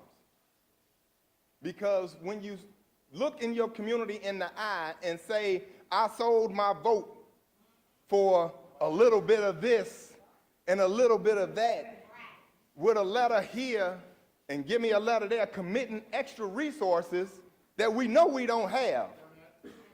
Now, I'm going to tell you, I told most of you all a couple of years ago when the former mayor promised you all this infrastructure for your vote. Where's the infrastructure? Where's the infrastructure? But you gave your vote away 2 or 3 times over the same promise. Now, the definition of insanity is doing the same thing over and over again, expecting a different result. Well, the result ain't no different. We have no money. The people have no more money. And they're just asking for cuts and efficiencies, y'all. This budget has increased $5 billion in 4 years. That's bloat. That's bloat, and that's more bloat. We need to cut it. That's what the people are asking for, and that's all we've been trying to do. Now, people have been trying to change the narrative saying that, you know, we want layoffs and services are going to be cut, police are going to be laid off, firemen are going to be laid off. Really, y'all? Do you all ever think 1 minute that anybody in this body will allow police and fire to be laid off, to have streets and sand to be laid off, to have the different departments to be laid off? No. We cannot go for the scare tactics. That's all they are. The boogeyman is coming if you don't do what I tell you to do. So we have to stop this train wreck. We have to stop this spending. We have to continue to fight for our people who have elected us to do the right thing, which we are not doing today. Okay? It's easy. Yes, I know it's easy to go along just to get along. That's easy. But you know what? It takes leadership, it takes guts, and it takes dedication to fight for what's right. That's what we have to do, y'all. We have to fight for what's right. Now, we've asked for different things in this budget. Alderman Riley and the group sent a letter to the budget director asking point blank for information. Now, state law says we have to get our information from the budget office. Well, if we can't get the truth and get the right number from the budget office, how are we going to make an educated decision on what's best for the people of the city of Chicago? If we cannot get the right information or get false information, made up information, how can we make a solid decision on what's right? Now, this body, once again, we voted against our own interests by not having our own financial analysis that we've been fighting for a long time. If we get that, we can get the truth, y'all. We don't have to get what somebody tells us and wonder whether it's the truth or not. When we have a budget director that can justify $400,000 for a committee that don't even exist for the mayor pro tem. When we have a budget director that can justify giving extra security to people who people don't even know when they walk down the street. Now we talk, that's fat, y'all. That's the bloke that I'm talking about. And if we can identify with Alderman Lee, if we can identify those innuendos and those politics, throwing stuff in at the last minute, hoping that people don't find it, well, we found it. We exposed it and they took some of it out, but I guarantee you all, if you hear me, hear good today. There's a whole lot more hidden stuff in this budget. There's a lot more that you all don't know about. And we're going to be right back here again at the end, in mid-year, trying to figure out how we're going to get more money. So I'm just imploring you all for once. Stand up and do the right thing. Stand up and do what your people are asking you to do. We are not going to have a government shutdown. We're not going to have mass layoffs. But if we can get to the grunt of what's going on in this budget, y'all, that's all we are asking you all to help us do. Don't take the easy route. Show some courage. Show some leadership. Don't go along just to get along. And so, again, this budget, it has a bunch of problems. I can't vote for it because of all the things that we don't know, and even the things we do know, I can't support. So, all I ask you all, really look at this, look at your soul, look at your heart, and back up and do what's right for your people, and vote no, and let's craft a budget that really reflects the values of the city of Chicago that the people have asked us to do, where the people can be proud to vote for a budget that we send them to make sure our communities are a better place to live and play. Thank you so much. God bless you. The chair recognizes Alder LaSpada. Thank you very much, Mr. President. Number one, I want to extend my thanks to everyone in this box who worked extremely diligently on this budget. I want to extend my thanks to everyone on this side of chambers who worked very hard in this budget.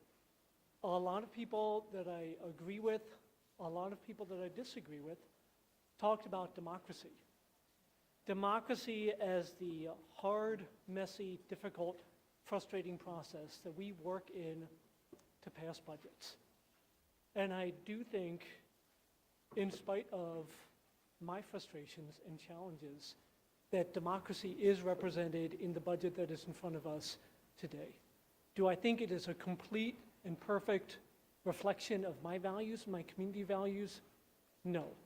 But it is a budget that moves us forward in ways that I think are responsible. Yes. We talk about frequently the voice of the people, the voice of Chicago, as though they were a monolith. And I feel like just being in this room together proves that that cannot and is never the case. While we were standing there, while others have spoken, I actually reviewed the budget feedback from my ward, and what they call on us to do is to invest in the city, to invest in our neighbors, to invest in our communities, and do so in ways that are responsible and stable. And while I feel like there are imperfections in this budget, as there are in any budget, I feel like we accomplished that for them. It holds on to the services that I think are most necessary to protect the vulnerable. It leads us in some ways in new and exciting directions.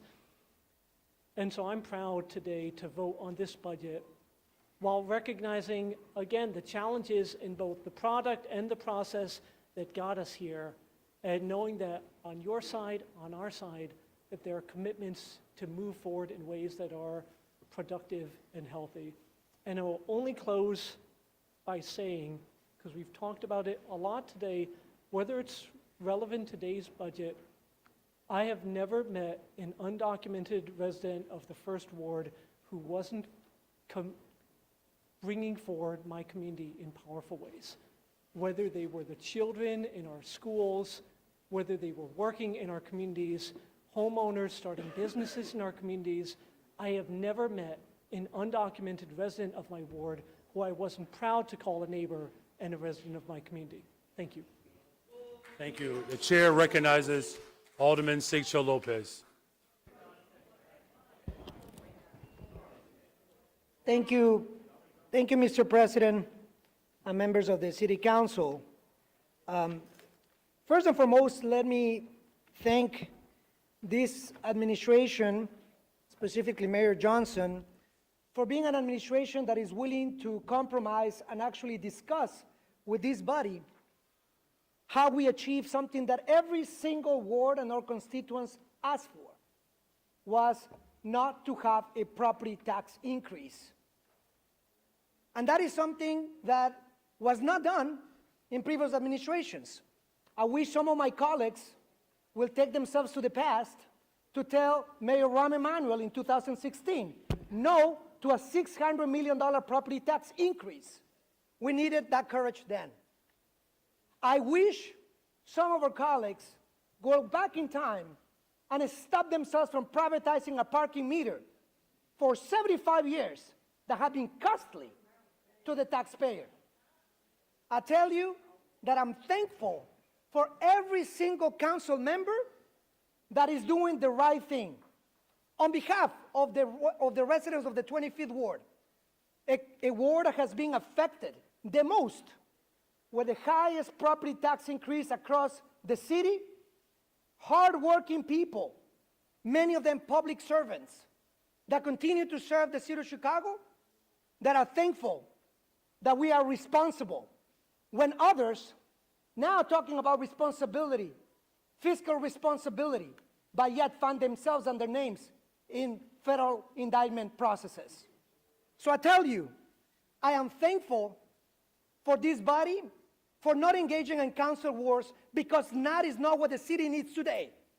We are a target by an upcoming federal administration that is not only threatening our city with mass deportations, they are threatening our city by cutting federal resources that are going to harm our city. And I know that there are voices that are vocal, and I know that there are a vocal minority here trying to sabotage the city. I am thankful for those of us who are thinking for the best interest of the city of Chicago. No less than that. That is what our constituents deserve. What we achieved here in this budget, it is a fair compromise. When we're talking about cutting on middle management positions, what we're talking about taking from the mayor's office, isn't that what many colleagues asked for? Then you got it. If we're talking about doing the right thing, though, I do think it's the right thing to do. It is now a different time in Springfield. And it's a different time today in the city council. So we need a united front so that we listen to actually what our constituents say. I am going to quote the same polling that was conducted by some of our colleagues. What the constituents also said is that we don't invest enough in mental health services, 80% of the people. What that same polling said is that we don't invest enough for the unhoused.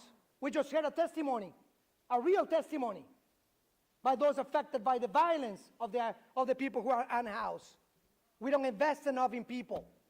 So to talk about the Trumpers and those who want to cut critical services, the Office of the People with Disabilities, CDPH, you tell me that that's not listening to the Trumpers that want to destroy your city. So I tell you that today we have a choice to move forward, to invest in people, and to also listen once again to what our constituents have said. Almost 80% of our constituents on November 5th asked us, almost 80%, to go to Springfield and to encourage the state of Illinois to tax the rich. A surcharge on the millionaires making more than $1 million a year for property tax relief. That is what our city needs. And I tell you, the Illinois Department of Revenue projects that I will bring to our city and the state $4.5 billion. That is the structural changes. That's what we need to do. A united front at a local level to protect our city. I am thankful today for those of us and every single council member who is standing for the protection of the human rights, the rights of every single constituent, and the sake of our city. That's what's at stake, and that's what I'm in support of this budget. Thank you, Mr. President. Thank you. The chair recognizes Alderman Hopkins. Alderman Hopkins. Thank you.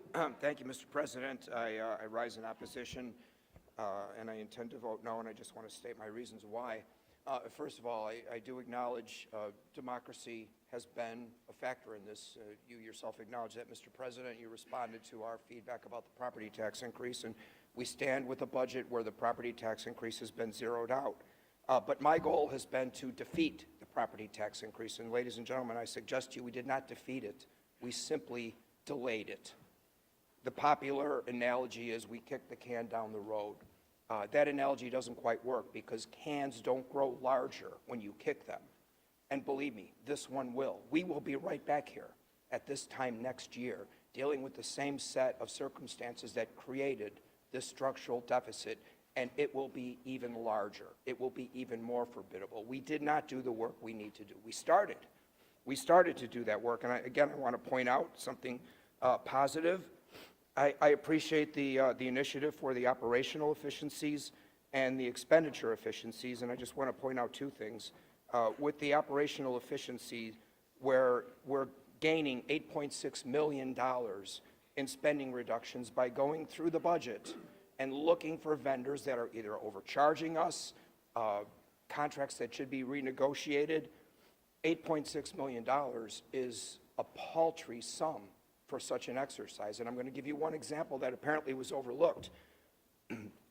We are 3 years delayed on a project at the OEMC 911 Center to replace the CAD, the Computer-Assisted Dispatch System. The vendor, Central Square, who we hired to do this, is 3 years behind in its final deliverable. And there's a fine of $10,000 a day for every day beyond the deadline. And they are 3 years beyond the deadline. That's $10.9 million. That's bigger than the total amount that this contract efficiency exercise has found as a part of next year's budget. We're only beginning to scratch the surface. On the payroll reductions, reducing the headcount by 10 people in your office, Mr. President, 26 across the rest of the enterprise, that is 0.09% of our headcount, ladies and gentlemen. I think we can do better. And by the way, out of the 26 positions that we're eliminating, 10 of them are in the police department. 8 of those 10 are responsible for compliance with the consent decree. Does anyone really think that's a good idea? I certainly don't. I think it's a good idea to go through the budget line by line and look for efficiencies, look for reductions in headcount, look for savings we can find in contracts. This is not that. And unless we do it, we're going to be right back here next year with the structural deficit that there's no way out of except a property tax increase. And we're going to have this same exercise and this same argument all over again. It's unavoidable, and we have to do it. The time to do it is now, not next year. I don't look forward to this budget debate next year. As bad as this was, ladies and gentlemen, it's probably going to be worse next year. And I regret that. I have to vote no. Thank you. The chair recognizes Alderwoman Lee. Thank you, Mr. President. I was hoping to vote yes on this budget today. And as the vice chair of the Budget Committee, I've worked really hard over the recent weeks to be a part of the solution, to bring people together, to be reasonable and flexible and accommodating to a diversity of concerns. So I'm deeply disappointed today to say that I cannot vote to support this deeply flawed budget proposal.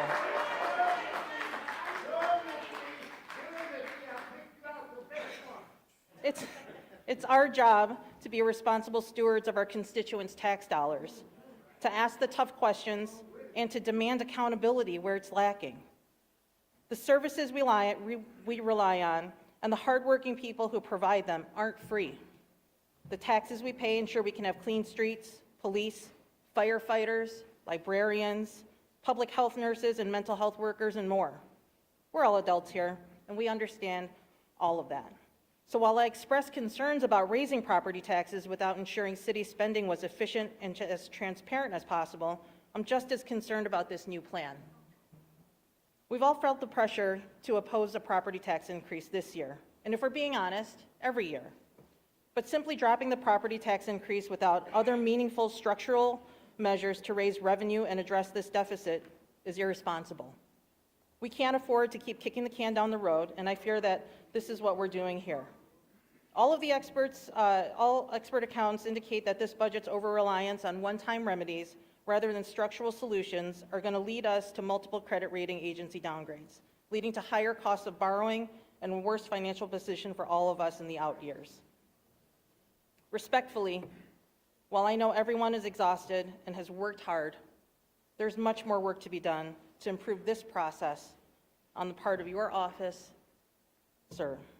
And because of this disorganized process, I fear that we're now set up for an even worse set of choices next year, for an even worse budget season. Mayor, I hope that you and your team will conduct a thorough postmortem on this process, starting right away. Please don't wait until August to start thinking this over. Our shared constituents can't afford this level of chaos again. I stand ready to participate in that honest review process and to help be a part of a responsible and fair solution next year. Today, for all the reasons I've mentioned and more, I am a no vote. Thank you.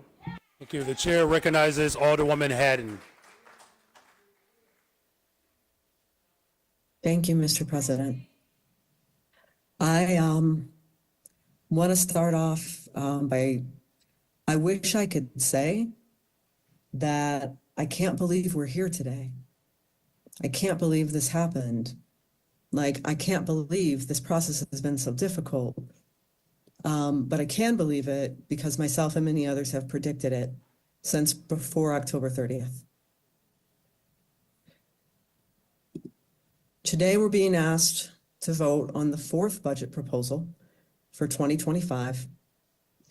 This latest proposal eliminates the property tax increase by making some reductions in middle management positions across departments, but also by employing more one-time non-structural solutions than the last proposal.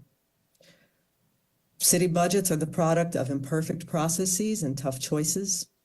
And I've never seen a budget proposal that I would call great or that I was excited to support in my time in this body.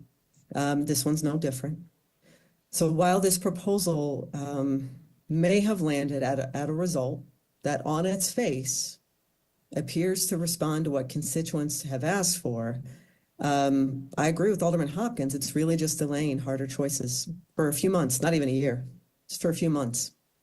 He said we didn't defeat the property tax. I'll be clear, I wasn't trying to defeat the property tax. Government's not immune to inflation, and the cost of everything is going up. We need more revenue, and yes, we need to go to Springfield. I've been in this body for 5 years, and everybody's talking about going to Springfield. And we can look at those creative problem-solving pieces and think outside the box. But we also have to solve our problems for today by working within the means of the tools that we have available. When the October 30th initial proposal came out, I told 49th Ward constituents that we would likely need to have some kind of property tax increase based on the budget gap, but that we could reduce it. We didn't need to do a $300 million property tax increase. Last week I voted in the budget committee on the last proposal, which had it down to 68.5. This wasn't a fantastic proposal either, but it was grounded in some sound financials and compromises, right? We closed our budget gap. It right-sized the property tax, increasing it to barely more than CPI. It also included continued investments in what Chicagoans, and I know my constituents, consistently tell us that they want. Mental health supports, housing and homelessness support, public safety and infrastructure investments. I was prepared to vote in support of that proposal on Friday as well. But The administration didn't have the votes, so here we are. Mr. Mayor, we have heard a lot about your progressive values throughout this process, and I don't doubt them. But how we do things is just as important as what we do. And the way you've led this process has left the city council fractured, Chicagoans less trusting in government, and it's left our city in an extremely vulnerable position as we enter the next year with the promise of attacks from a new presidential administration. We are not prepared, and the fault lies squarely with you and your administration. You delayed this process against many voices telling you that it was a bad idea and leaving us less time to come together. Constantly changing budget hearing schedule made it hard to keep pace with the work in our wards and meant less time to meaningfully engage our constituents in the transparent and accountable processes around the budget that many of us do.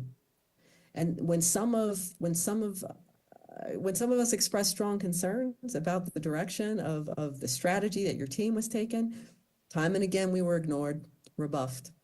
So we may pass a budget today, but this delayed process has already caused strife and threats to city services as contracts for delegate agencies whom we rely upon for the delivery of our vital services are delayed. They don't get contracts until we appropriate the funds, people. And normally we pass a budget before Thanksgiving. And it still takes them weeks to get contracts together and out to people. So we're going to feel the pain of this in the first quarter of 2025. And that's not the pain of what the budget is, but the delay. And like this delay in process just shows an utter disregard for people's time, a disrespect for people's time. This budget may have some progressive outcomes, but the process to get here was anything but progressive. The majority of our council's progressive caucus, which I co-chair with Alder Vasquez, will be voting in support of this budget. And let me be clear that without our support, we would have had to recess again today. Our caucus's 19 members represent people from every corner of Chicago and all their diverse experiences and perspectives. And we see many of our priorities reflected in this budget. No layoffs, investments in housing and homelessness, mental health and public safety. We also have we're gonna have a better, organized, more transparent process next year because of demands that members in our caucus and others made, right? In the management ordinance. So we're gonna be given critical information that we rely upon in a timely manner next year. Didn't happen this year. So to my colleagues who are voting for this budget today, thank you for ensuring that bills will get paid, services will be delivered, and that we have continuity of government. To my colleagues who are voting against this budget, thank you to many of you for engaging in good faith and working to make this proposal better. Much of your feedback is reflected here as well. And to my colleagues who submitted a letter suggesting that we slash and burn the budget, but never offered any actual amendments, best of luck on your crusade. Thank you, Mr. Chair.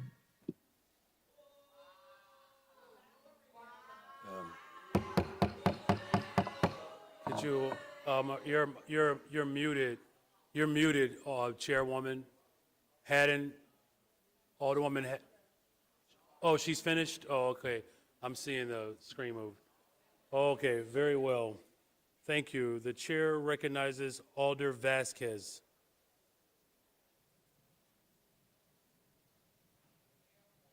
Thank you, Mr. President. 5 years ago, my ward elected me because they wanted to turn the page from the way the city's politics had been done for decades. I ran on a commitment to improving accessibility, transparency, and accountability, and it is in that spirit that I speak in opposition to this budget. The lack of leadership and collaboration from this administration made a difficult budget even harder.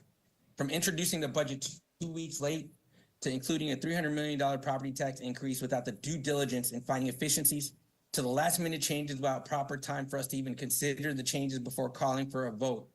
This budget process has left many Chicagoans, including many members of this council, feeling a lack of confidence and a lack of trust in the city's government. That lack of confidence is warranted for several reasons.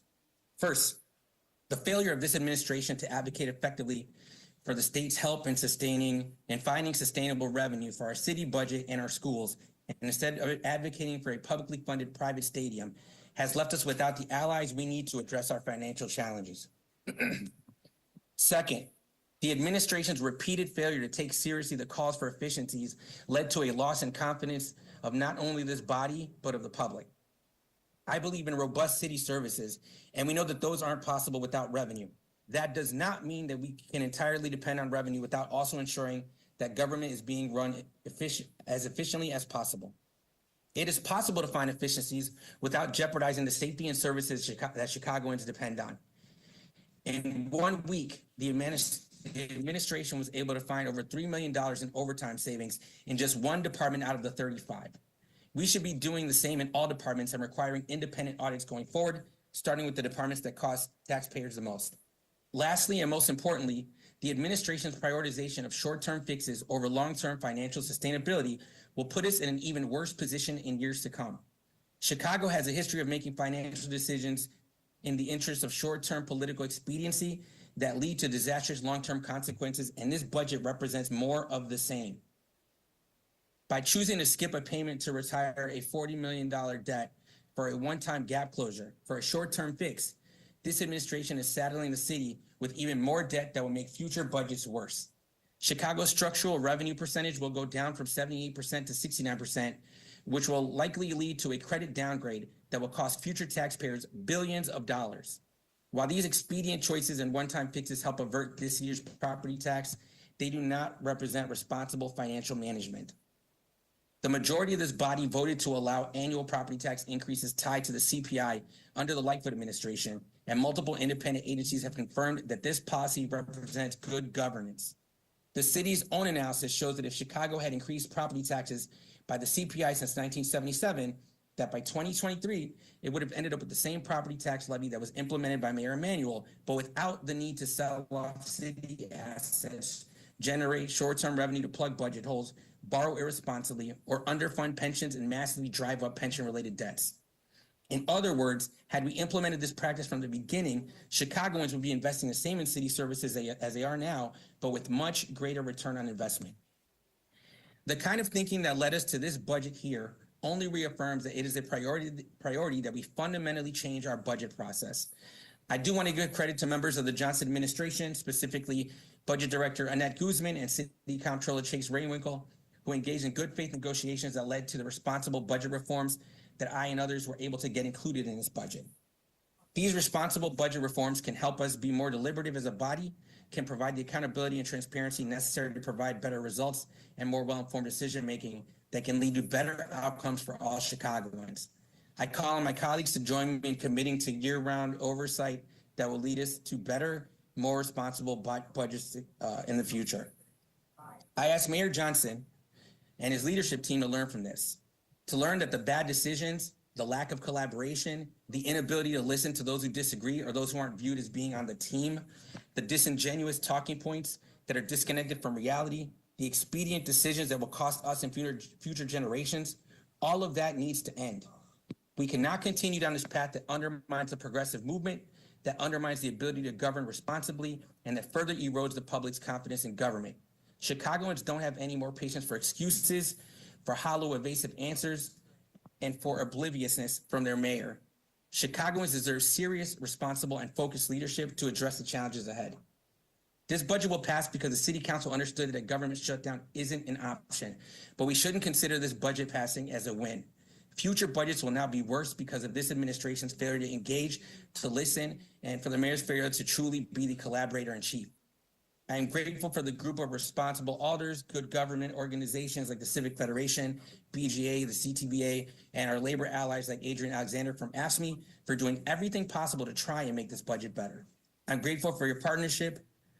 I also want to thank every neighbor who reached out to ask us to do better. While this budget does not, in my opinion, deliver on that promise, I am determined to do everything I can to keep working toward that goal. We must work together to do the hard and necessary work of creating a more sustainable, responsible budget in years to come. Chicagoans deserve no less. Thank you, Mr. President. Thank you. Are there any other alders that wish to speak to these? Chair recognizes Alderman Lopez. That's a I don't know. Good afternoon, Mr. President, members of the City Council. I rise today to pose a question. And it's a question based on a book that I bought a few years ago, a little light reading. a book that says, "What If?" It's a remarkable collection of essays from historians that talk about the possibilities of what could have been during some of mankind's most notable moments throughout our history. What if Alexander the Great hadn't died at such a young age? What if Genghis Khan had conquered Europe? Or if the British colonies had lost their bid for independence? What if the Civil War had ended differently? Or what if Winston Churchill was never elected or selected to become British Prime Minister? What if Pope Pius XII had actually spoken out about Nazism and the Holocaust? It's easy to look back centuries and say what if and have the luxury of time to come up with the conjecture, to have a discussion. But today, I have my own set of what ifs. What if, when our first letter went out, since someone likes talking about bullet points, what if the first letter that we shared with our colleagues that was titled "The Spirit of Collaboration" had actually been answered when we discussed the fact that 78% of Chicagoans were likely to vote against their aldermen if they supported any property tax? What if we actually sat together from the start of this process to discuss things in a manner that was befitting of what all of our wards wanted? What if, just a few days later, Mr. President, your administration would have listened and acknowledged the fact that many of us had called for the right sizing of government? And yes, we did break it down very easily in no uncertain terms. That of the $5.6 billion in the corporate fund, we wanted to go back to pre-COVID level spending, which would have, despite an adjustment for inflation, reduced the budget by $568 million. Folks said, "What are you talking about? Where?" We shared it with you. We told you which departments were bloated. We told you which departments were different, and incidentally, it wasn't police and fire. We said that these cuts should be the starting point for a conversation, for a line-by-line discussion with every department to justify why they needed the increased spending. And there were some departments, Mr. President, that were already reaching out saying we can justify that spending. And I said, great. I look forward to having you called back before the committee so we could have this discussion. Sadly, that was a discussion that never happened. Again, we continued, despite this council's rejection of a $300 million property tax with a budget that had, in effect, no revenue attached to it. We continued with our process rather than getting back to the line-by-line discussions that we wanted to have. And then, just a few short days ago, this meeting was abruptly called to an end because nobody in this room wanted to vote for that budget. $68 million tax increase, $180 million in other fines, fees, and whatever became today's stack of amendments we got at 1 o'clock this morning.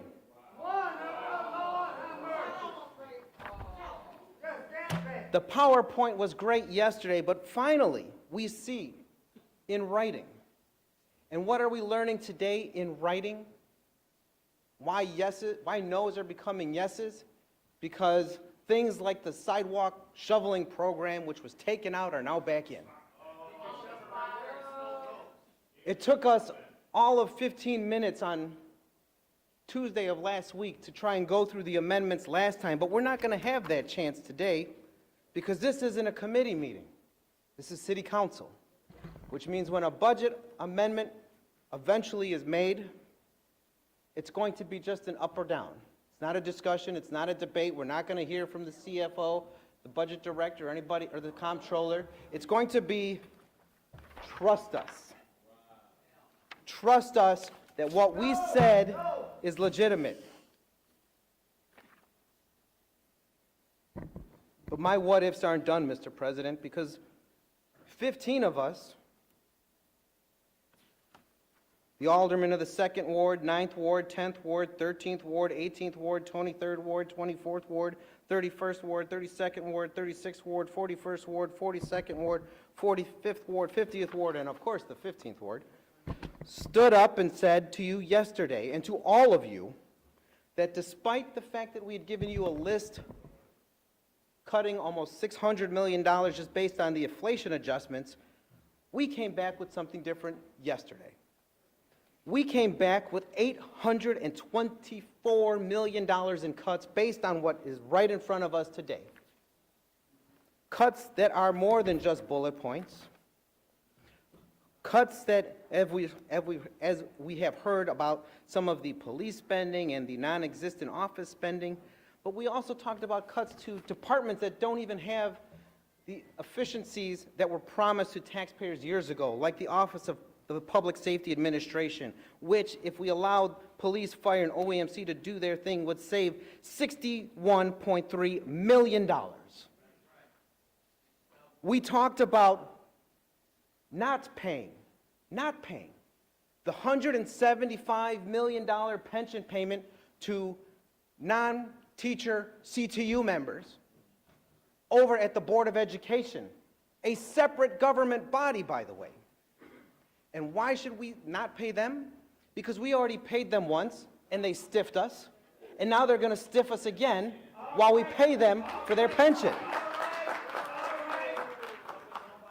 We said, let's maintain funding levels for our youth, for our homelessness, and not get confused by calling it the Migrant Mission 2.0.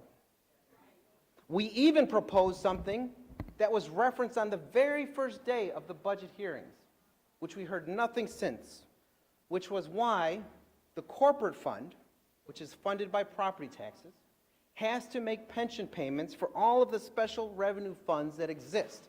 The water fund, the sewer fund, the emergency management fund, the TIF fund, the affordable housing fund. Why are we making pension payments through the corporate fund for those special revenue funds and then getting reimbursement later? Because that reimbursement falls off the books at the end of the year. And those total pension payments equaled $230 million. $230 million that property taxpayers have to pay on the front end just so we can get reimbursed and shunt off to some secret fund later in unassigned surpluses. Now, I know that my colleagues have said, well, show me the specifics. Mr. President, we are the legislative branch. We do not have 70 people at our beck and call to run the numbers, and even when we shared the numbers, no one wanted to answer those numbers. We could have had, and still can, by the way, have an in-depth, robust, and to use the word collaborative discussion on this because we are still 15 days away from the deadline. What if we had started at zero 47 days ago? What if we had taken this effort to cut every single day? In 24 hours' time, your administration saved $2.8 million simply by cutting 26 jobs out of the budget. This is what we got again at 1 o'clock this morning. Now, if we were to do that every single day for 47 days, imagine the amount of money we could save from this budget.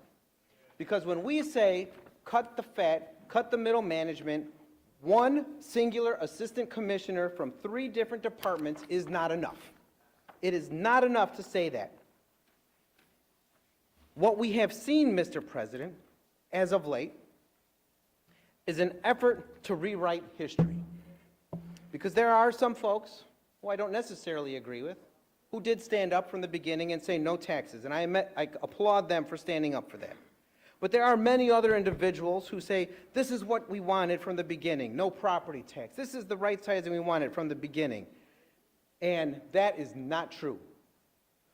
Because every iteration of this budget, and there have been 4 of them, had a property tax or fees or whatever, and every single one of them had the go-along gang cheering for its passage. We are the ones who stood up. We are the ones who have been driving this conversation, and we can still do better. We don't need to rely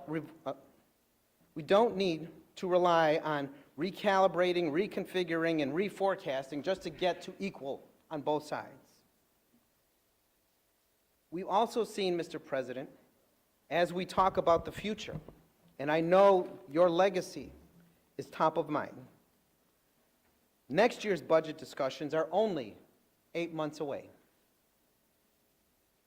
We have heard from our creditors on multiple occasions that we are going to get downgraded if we do not address our pension payments, if we don't pay our debt, if we only rely on one-term fixes. And somehow we managed to accomplish all three in this budget. We know what is going to happen. Because despite all those things that are done, that we've done up to this point, the instability factor remains here as well. The lack of trust and faith is evident by so many, even among those who call themselves your most ardent supporters. We have to do better. And allow me to end with this, Mr. President, because I don't need to think back to history. I don't need to play back to the future. I remember when I first was elected in 2015, and I remember what the $550 million property tax was, and I did not like that. It pained me to do that. But do you know why we had to do that? For those of you who like pointing the fingers at those of us that had to make that choice, we did that because everyone before us had kicked the can to avoid raising taxes, to avoid cuts, to avoid right-sizing government, to avoid living within our means. We kept taking out more and more credit, borrowing, bonding, whatever they had to do back then to avoid any kind of fiscal accountability. In 2015, that check came due. It had to be paid. And if you think that dodging or cutting 27 jobs is going to be enough to avoid that conversation in 8 months, when we are facing a $1.1 billion deficit already and $1.3 billion in the year after that, you are sadly mistaken. The answer today should be no, because the question is what if, but what will be when this goes through and we fail our constituents again. Thank you, Mr. President. Thank you. The chair recognizes Alder Fuentes. Thank you, Mr. President. We all are elected by our constituents to represent them and their needs. So I want to tell you a little bit about mine. I represent the 26th Ward, Humboldt Park, Logan Square, Westtown, Hermosa, and Belmont-Cragen, where constituents have seen assessments displace them and where for sale signs have gone up rapidly, where one more dollar is the difference between someone deciding to stay in my ward and them leaving. When I came here on Friday, I wasn't a yes vote. I just wasn't, no matter how much I want it to be, because there are constituents that walk into my office every single day, terrified. If they get to stay in the neighborhood they've been calling home their entire life, because they are continuously priced out. I also have constituents, young people, 16, 17, 18 years old, who live in households with single-family parents who have to be financial contributors to their household, so they need youth employment. I was also able to house over 80 households out of Humboldt Park last week because of rapid rehousing dollars to support our homeless. We are able to ensure that people get to keep their jobs and won't receive pink slips next week, who are also heads of their households. Today I'm a yes vote, and I'm a yes vote for every single family that doesn't have to worry that my vote is going to be the vote that displaces them from a neighborhood that's rapidly gentrifying, where every single day families are hanging on by a thread because they're making difficult decisions between paying that tax bill, utilities, and putting food in their refrigerator. where young people get to have youth employment, be peacekeepers, mediators, restorative justice practitioners, where we have violence prevention dollars that are going to solve for the gang problems in which one street is the border between two rival gangs in my neighborhood. This budget invests in that. Now, is this budget perfect? No. I don't know if any other large budget of a large enterprise such as the city of Chicago will ever come close to perfect, you all. But I have a responsibility to make sure that I deliver for the 26th ward. That's what my people elected me to do. I won my election by making sure that I fight gentrification, and increasing taxes is a part of that vicious cycle of displacing people out of places that they love to call their home. Now, I know that we have an uphill battle next year, and here's my commitment. I plan to roll up my sleeves January 1. I hope that everybody in this body is going to support a program like Pilot, pay in lieu of taxes, so that we could bring that revenue in to solve for some serious structural gaps. I mean, I'm not oblivious. I know we got serious structural issues, but I have a commitment that for the remaining of my term, I'm going to ensure that I contribute to aiding the issue, not gaslighting it.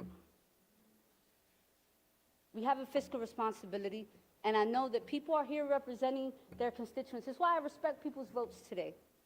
But I want people to understand mine, because we're elected by our constituents, and I know that I'm doing them well today, because when they are looking at their tax bills next year, I wasn't the vote that displaced them. Thank you, Mr. President. Thank you. Are there any other alders that wish to speak to these items? All right, we have our final three alders that wish. Chair recognizes Alderman Riley. Thank you, Mr. President. I wanted to speak to a number of issues related to this revised budget, and just want to remind my colleagues that 6 weeks ago, you came before us and told us that we had no choice but to raise property taxes by $300 million. And then after that didn't sell, you came back to us and said, we absolutely have to raise property taxes $150 million. And to the credit of my colleagues, they said no.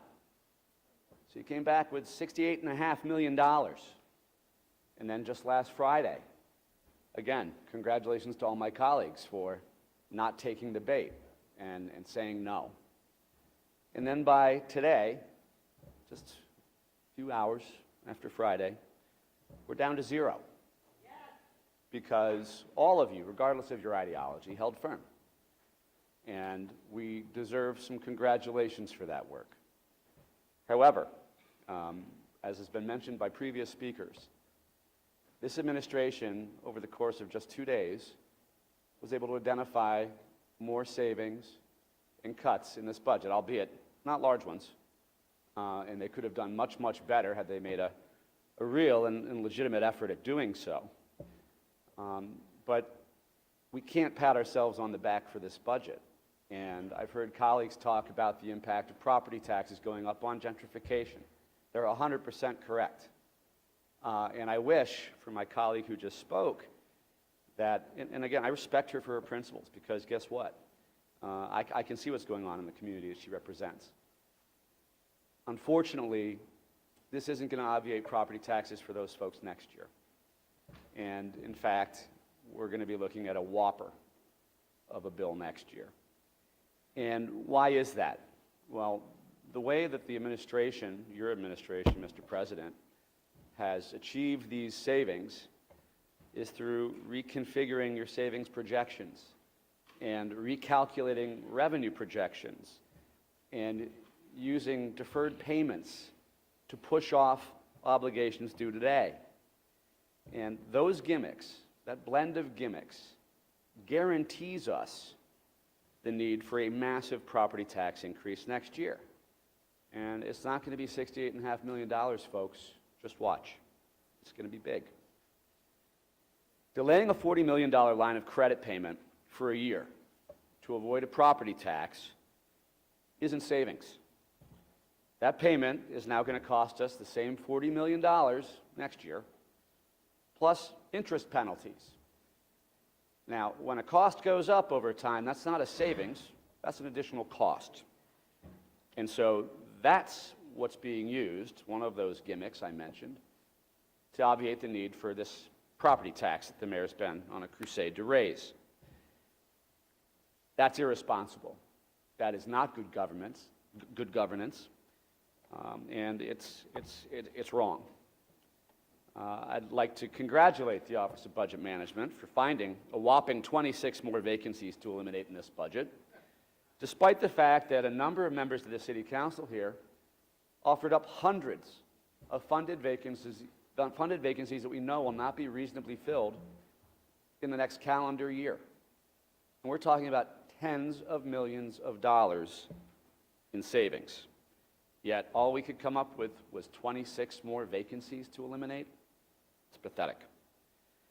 And then last week, we spent a lot of time, actually not nearly enough, but some time going through the last round of budget amendments, where we caught some interesting little tidbits, and the press did a great job exposing those. Things like the water department paying for a security detail for the city treasurer. The water department is an enterprise fund, meaning the revenues raised within that enterprise fund are supposed to be meant to be spent on water. And the last time I checked, the city treasurer does not work at the water department. We also talked about the office of vice mayor. And again, I said it last week, I'll say it again. I consider Alderman Burnett a friend. But having served as vice mayor under Mayor Emanuel and being appropriated exactly $0 to do that job, I executed that job perfectly. And I don't blame Alderman Burnett.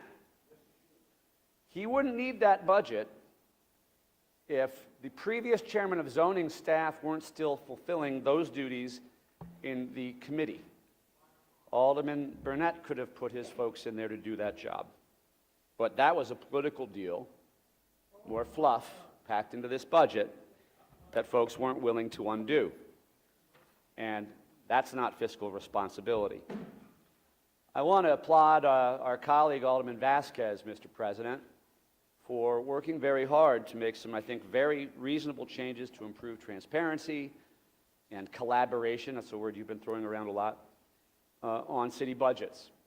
But if you actually look at the revisions in the ordinance before us today, the way it's written, because we didn't pass your irresponsible budget on Friday, there's a poison pill here that says, by not doing so, Alderman Vasquez's offer is moot, because we didn't pass it by December 13th, as is spelled out clearly in the ordinance here before us. So one of the highlights of this ordinance that we could be celebrating today has been rendered moot because you didn't draft the ordinance properly. And to our colleague, Alderman Laspada, who's been fighting hard for a pilot program for snow removal on sidewalks, and we can debate the merits of that one way or another. Sad news for you as well, colleague. Unfortunately, the $1 million you were promised has been reduced to $500,000. And to my colleague, Alderman Moore, who has been passionately working hard on behalf of his constituents to deliver park facility improvements for his ward, which I applaud him for. I don't see the money for your park district facilities in this budget either. You know, the group of 15, which has been mentioned over the last few weeks, is not a group of likely suspects to be working together. Everyone knows here, who's been here long enough, that Alderman Beal and I have had lots of disagreements over the decade and a half plus we've served together, yet on this issue we've come together and we've been working hand in hand every single day. And that's because we know the consequences that are going to come with approving a fiscally irresponsible budget this year. You know, this coalition, this work group that some of my colleagues like to refer to as MAGA extremists or the Brodoliak 29 is about as diverse as they can get. African Americans, Latinos, Asian Americans, Caucasians, men, women. Anthony said Italians. And I could tell you, to try and make this a racial thing, or a classist thing, or a corporate billionaire thing, is baloney. And it's empty rhetoric, and no one here should be buying that. No one. That group dug in deep and set our political differences aside. There's a lot of different ideology in that group too, to try and get this right on behalf of our collective constituents, our taxpayers, the folks we're supposed to work for. And sadly, those suggestions were dismissed and ignored. And they were dismissed as nonsense from ideologues, from extremist conservatives. And if you look at this group, nothing could be further from the truth. And to my colleagues who rightfully demanded that ShotSpotter be turned back on until we have a system in place to replace it. That's not in this budget. And some of you said you wouldn't vote for a budget that didn't include it. It's not in here. So careful how you vote. But that was 33 aldermen. And if we all held firm on that today, we could force this administration to go back and work a little harder. It was mentioned that it seems like every time we push back on your administration's budget, Mr. President, it gets a little bit better. And last I checked, this is not the last day constitutionally we could approve a city budget. Not. We've still got a little bit more time here. And I'm willing to roll up my sleeves and continue the work, because this is insufficient. And I know a lot of folks are going to try and just hang on to the fact we eliminated that property tax, which was the right thing to do, as good enough to vote for this particular budget. But if you look how it's being paid for, it's just smoke and mirrors. Don't congratulate yourselves, colleagues, for having passed a responsible budget that eliminated a property tax increase, because guess what? You're going to be coming back here next year, scratching your head, saying, well, how on earth did we get to this place? How could this happen? How could this happen? It happens because of the way you vote today. So keep that in mind. There is still a little bit of time left for you to get this right. And withhold your vote and force this budget team to do its work and go back and make further adjustments, real cuts, real efficiencies. That's what a good budget is made of. It's not there yet, folks. I want to thank all of you, though, for getting us this close. We're almost there. But not if you let the administration off the hook today. So I guess I'm going to finish up real quick, because it really stuck with me. For one of my colleagues, one of my socialist colleagues, to get up here and lecture all of us about fiscal responsibility at a time when our colleague is looking to blow $1 billion hole in future city budgets by creating a brand new massive TIF district in Pilsen, at a time when this administration has prioritized closing TIF districts throughout the city. And by the way, I'm okay with that idea. That, I think, is the great irony. Telling us what's fiscally responsible when we're about to divert $1 billion away from local taxing bodies for someone's fiefdom. That's irresponsible, and it's hypocritical, and it's wrong. So, colleagues, please get this right. Please. You can hold on to this vote. For a couple more days, we can get a much better budget. Don't sell your vote cheap. That's right. Hang in there, and let's do this right. I'm voting no. Thank you, Mr. President. Thank you. The chair recognizes Alderman Ramirez Rosa. Chair. You know, I talked to many of my residents about what we do here at City Hall. And recently one of them reached out to me and said, I can't believe that there's no efficiencies in the most recent 2025 budget proposal. And I said, what are you talking about? That's not true. There's hundreds of millions of dollars in efficiencies. And I had to explain to them and walk them through the process that got here. First, when the mayor put forward his budget proposal, as he is statutorily required to do so, him and his budget team included 3% across the board cuts. It seems that in the conversations that have occurred since October, we've lost track of that. The reality is that this budget started with efficiencies baked into the first proposal. Then aldermen came forward and said, well, I'd like to see cuts here, I'd like to see cuts there, or I think we can find more efficiencies here. And departments did exactly that. We've heard some conversation this afternoon about the fact that from one week to another, departments found more efficiencies. Well, that's a direct result of the requests that were coming from this body. To me, that shows a collaborative and responsive process. Then aldermen said, well, we want to see the mayor take a cut. And so the mayor came forward today and puts forward a proposal that cuts $1 million from his office. I've been here for 10 years, and nearly every single year that mayor's office has grown. To my knowledge and to my recollection, this is the first year that the mayor's office shrinks in the past decade. And that's a direct result of advocacy from this council. So when you look at the facts, when you look at the timeline, you see a budget that has changed and morphed over time to be responsive to the requests that are coming from this council, to be responsive to the requests that we are making because we are seeking to best represent our constituents. And so the truth is that this budget contains over $450 million in efficiencies and savings. The truth is that this budget is fiscally responsible, and it is putting a down payment down on our future because it continues to make a $272 million pension advance, which is what many of my colleagues have called for. I, like others, felt like we could reduce that pension advance in order to get us to a zero property tax increase. However, this budget is responsive to the requests and the input that is coming from members of the City Council. We are paying down and saving billions of dollars in the future thanks to that pension advance and thanks to the hard work of labor to continue to get us to make progress on the issue of paying down our pensions, which are a promise. So what does this budget do? Voting yes today delivers a zero property tax increase to our residents, which they have asked us to do. What does this budget do? It saves us billions of dollars in the future because it is fiscally responsible and includes a $272 million pension advance. What does this budget do? It delivers $450 million plus in efficiencies, including by cutting things that others did not want to cut.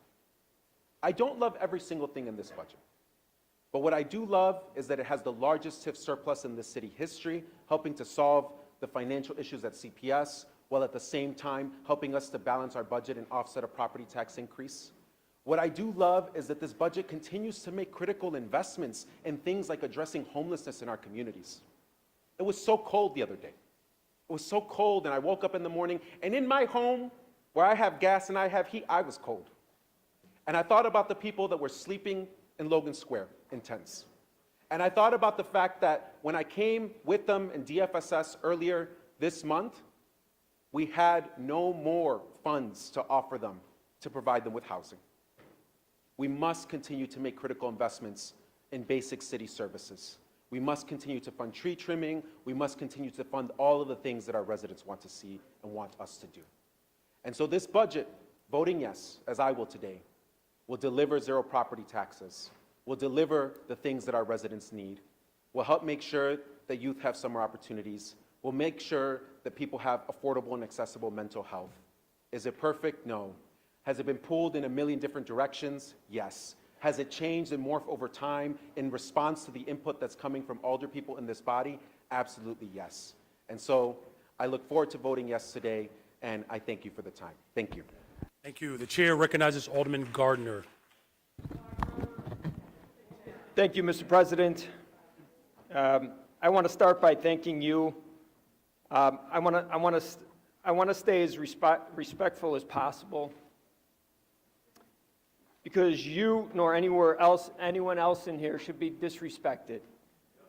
We are colleagues, and I respect each and every one of you for the work that you do for your communities. I respect the fight in each and every one of you. I thank you because you helped form a collaborative caucus. 15 members from all different walks of life with different political ideologies came together with one common goal: to fight for the people of this city, to fight on behalf of Chicagoans, working class Chicagoans, to put Chicagoans first.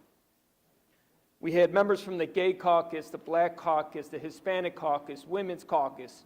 We all came together and worked together. It was the first time since I've been down here that I was a part of something that actually felt positive, and it actually felt like working with the team.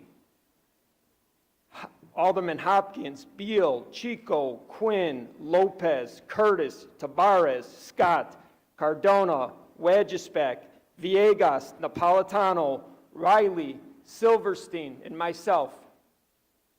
I respect each and every one of you and the time and effort that you put into fighting for Chicagoans. This is what I have asked for repeatedly from a year ago when I came down here and I said, I actually bet my entire year's salary. And I said, I guarantee we'll be back down here in November because of the money that we are spending on migrants as opposed to Chicagoans, and we're going to ask for a property tax increase.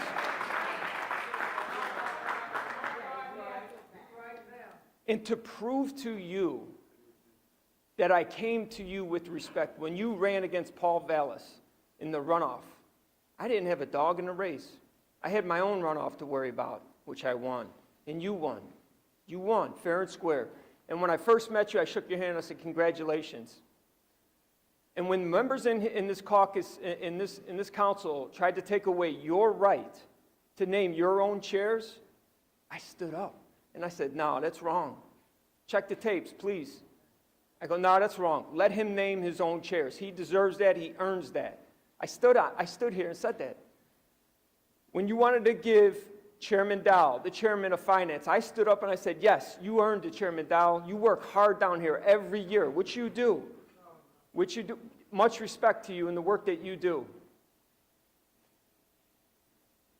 When we brought in the ceasefire resolution down here, which arguably should never have even been brought in here, and you needed that vote. You needed that vote to be a tie in order for you to make the tie-breaking vote. I never came to you and I said, hey man, I need this for my community. I know you need me right now, but I need this. No, I voted on behalf of what I thought was right, on behalf of my community. And I voted for that ceasefire resolution to prove to you that I came here with goodwill, with my hand out to you, to say, hey man, I'm willing to work with you. Any of the appointments that you have, I always say, if they're from Chicago, man, I'm with it, man. And I always say, great job, Mr. Mayor. But like Alderman Quinn, who I can hear it in his voice, he feels disrespected, his community feels disrespected. When I hear Miss Jackson, when I hear Zoe come down here and talk, even though we look different, we may talk different, we may act different, we feel the same pain. And that's what we have in common. And that's what you're starting to see around here. Black people, brown people, white people, gay people, men, women, coming together because they don't like the way that you are treating people. I can't even get a meeting with you. I represent 55,000 people in the 45th Ward. I can't even get a meeting with you. Facts.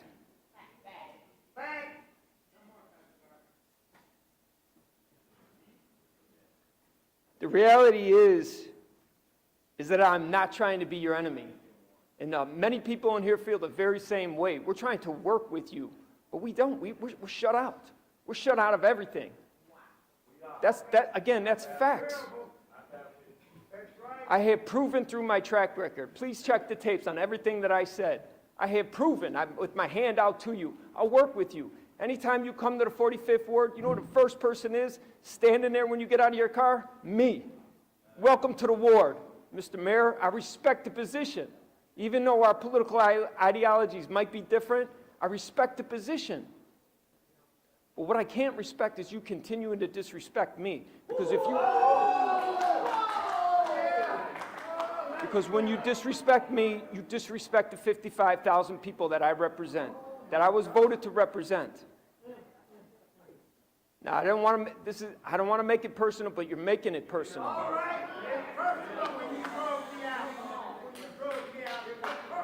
You continue to hold my head under the water. Once again, it's facts. I am trying to work with you as best as I can on behalf of my community. And once again, I feel like this is, everybody in here, a lot of people in here know exactly what I'm talking about. Exactly what I'm talking about. I'm trying to work with you, but you don't want to work with me. You don't want to work with my community.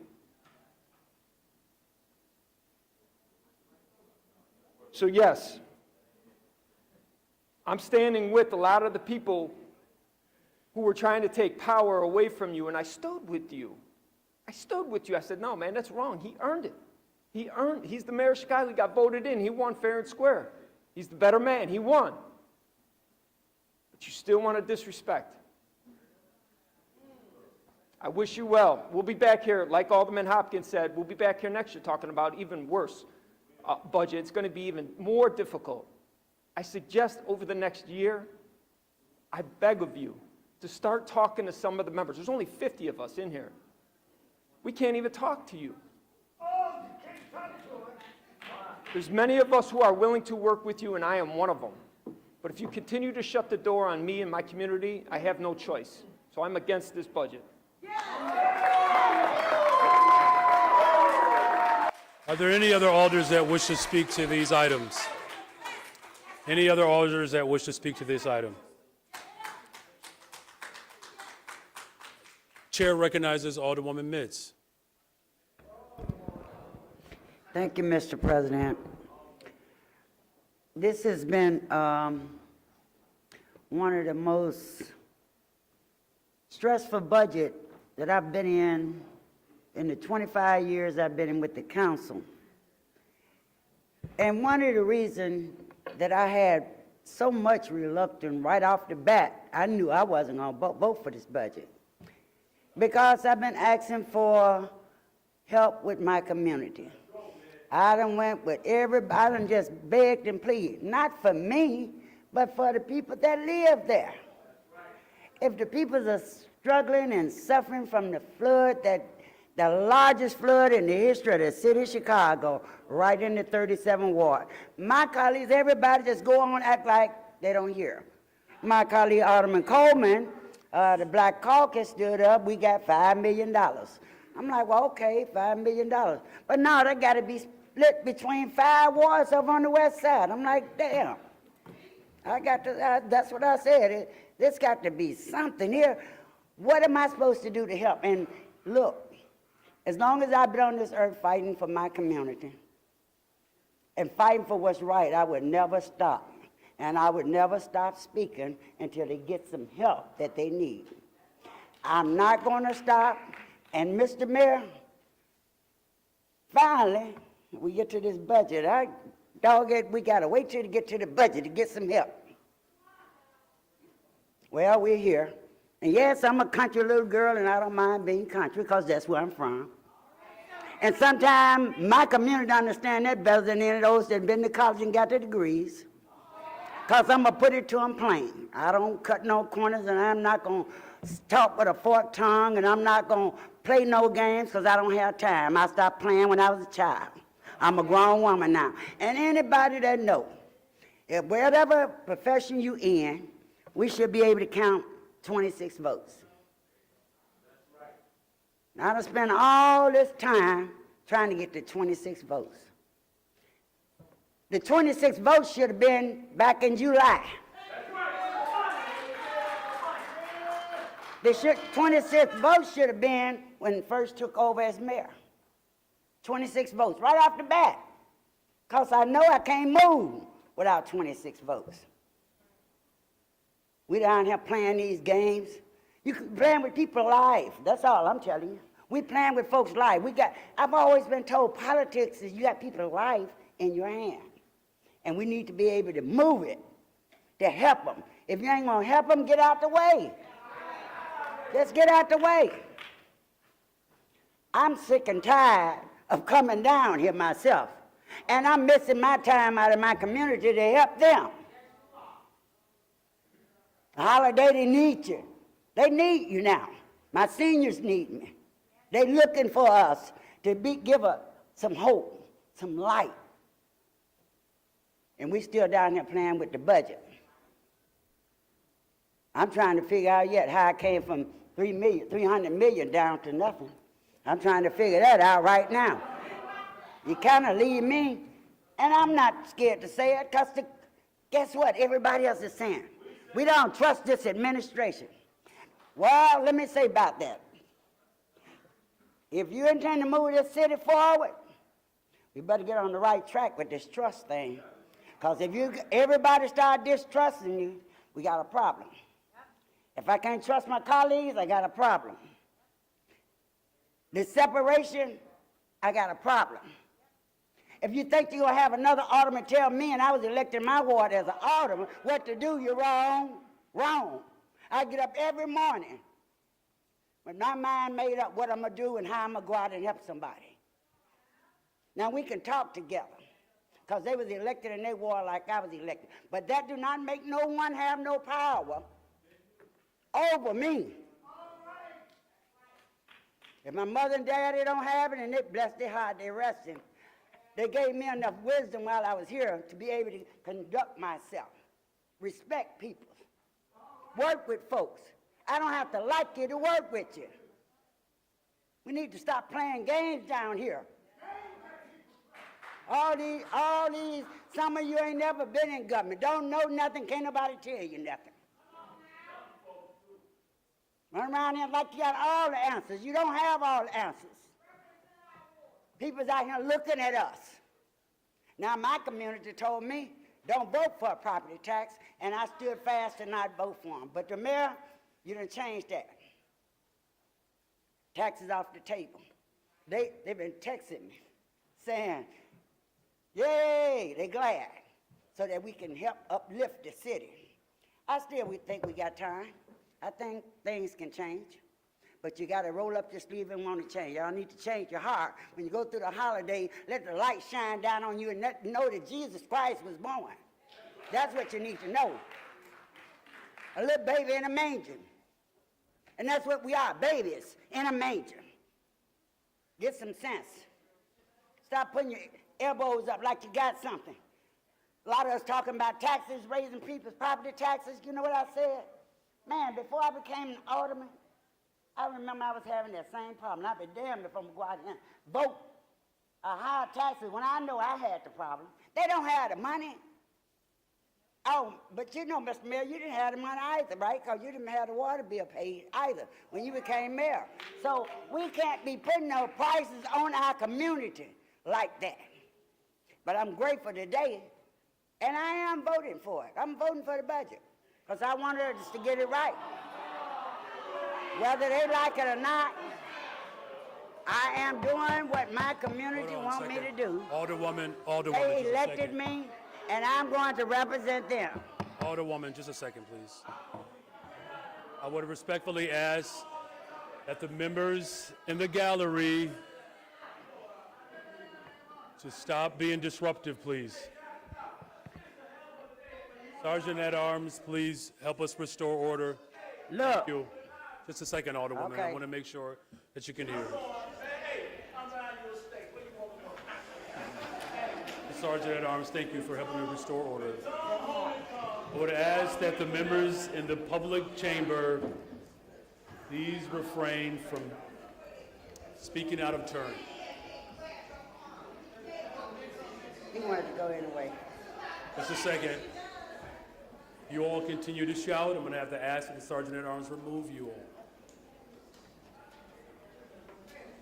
Alderwoman, See, Mitch, please Mr. Mayor, continue. can I keep going? I don't like to be held up because they ain't representing nobody out there. There's nobody elect them out there to do nothing. I want to make sure that you can And hear. I ain't worried about them. I've been elected 25 years, and I'm still here. So I got to be doing something right. I ain't down here raising hell about nothing. My neighbor across the street sent a message to me, made sure that I tell you, don't tell all of them don't raise my taxes. I got to worry about my community, folks. Your neighbor, Mr. Mayor, I met him in Walmart store. He told me to tell that mayor to make sure he don't raise the taxes. So I said, I'm trying my best. Your neighbor, I wouldn't get his name because I don't want you to have to go back and mess with your neighbor. But I'm sure right now he's glad about you not raising them taxes. And we need to put together, Mr. Mayor, we need all of us working together. I see you have a few that you work with here in this council, but as your senior alderperson in this city, I'm telling you, you got to bring everybody together. You got to try. And when you don't try, you're going to fail every time. You're going to keep having this divisiveness going on in this council. So I want to thank you for it, and I'll be voting on the budget. Thank you. Thank you. The chair recognizes Alderman Villegas. Thank you, Mr. Chairman. I want to thank the 15 aldermen that stood up and pushed back around property taxes. And as we wrote these letters and the amount kept coming down, I've joked with them that we should continue writing letters because we may have a surplus based on the letters that we're writing. But listen, there's a lot of savings within city government that just hasn't been realized. And it's been because it's been lazy. There's only so many levers that we can pull in order to generate revenue. Property taxes, fines, fees, and tip surpluses. But as the chairman of technology, I've spoken with tech firms to figure out how to deliver services. Listen, government, we don't manufacture or sell widgets, we provide a service. How can we do it in an efficient manner, at the same time, realize savings for our constituents? Get businesses up and running it quicker, which in turn realizes revenues. This was brought to Budget Committee, Budget Director, Comptroller, zero. We could have saved $40 million on time and attendance by using a technology that already exists that the county's using. All we would have to have done is piggyback off a contract. Crickets. We could have took a look at engaging some of our IT companies that have told me that they can save, and willing to put it in writing, they could save us anywhere between $50 to $75 million by taking a look at duplicative licenses. Talked to another company that talked about requiring CPD to go to the cloud for their body cameras instead of having servers. Again, cost savings. Kicking the can down the road and not finding structural revenue or efficiencies is a problem. The deficit that we're going to be facing in 26 and 27 are going to be anywhere between 900 to 1.2 billion. Now, while we're in Springfield, we should be also taking a look at the pension obligation and the manufactured date that they gave us to come to 80 to 90%. Extending it a little bit, but also codifying that we'll make the actual payments. That's what's choking this budget, is this pension obligations. And we're going to make sure that the pensioners get paid. We're going to make sure the pensioners get paid. They invested in those pensions. They deserve to get the payout. It's not their fault that previous administrations took pension holidays and did all these other things, but we're here. But while we're down in Springfield also, this is the perfect time to talk about a city charter. Because what we're seeing here is just really a race to 26. Who can get 26 votes? That's the process.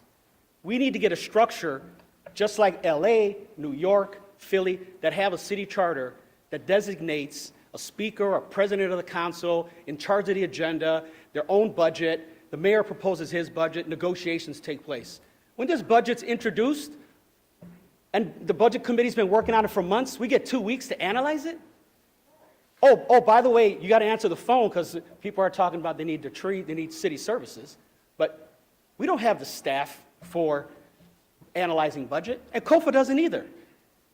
Legislatively has 3 positions, only 2 are filled. The budget committee has 53 positions, and they work months.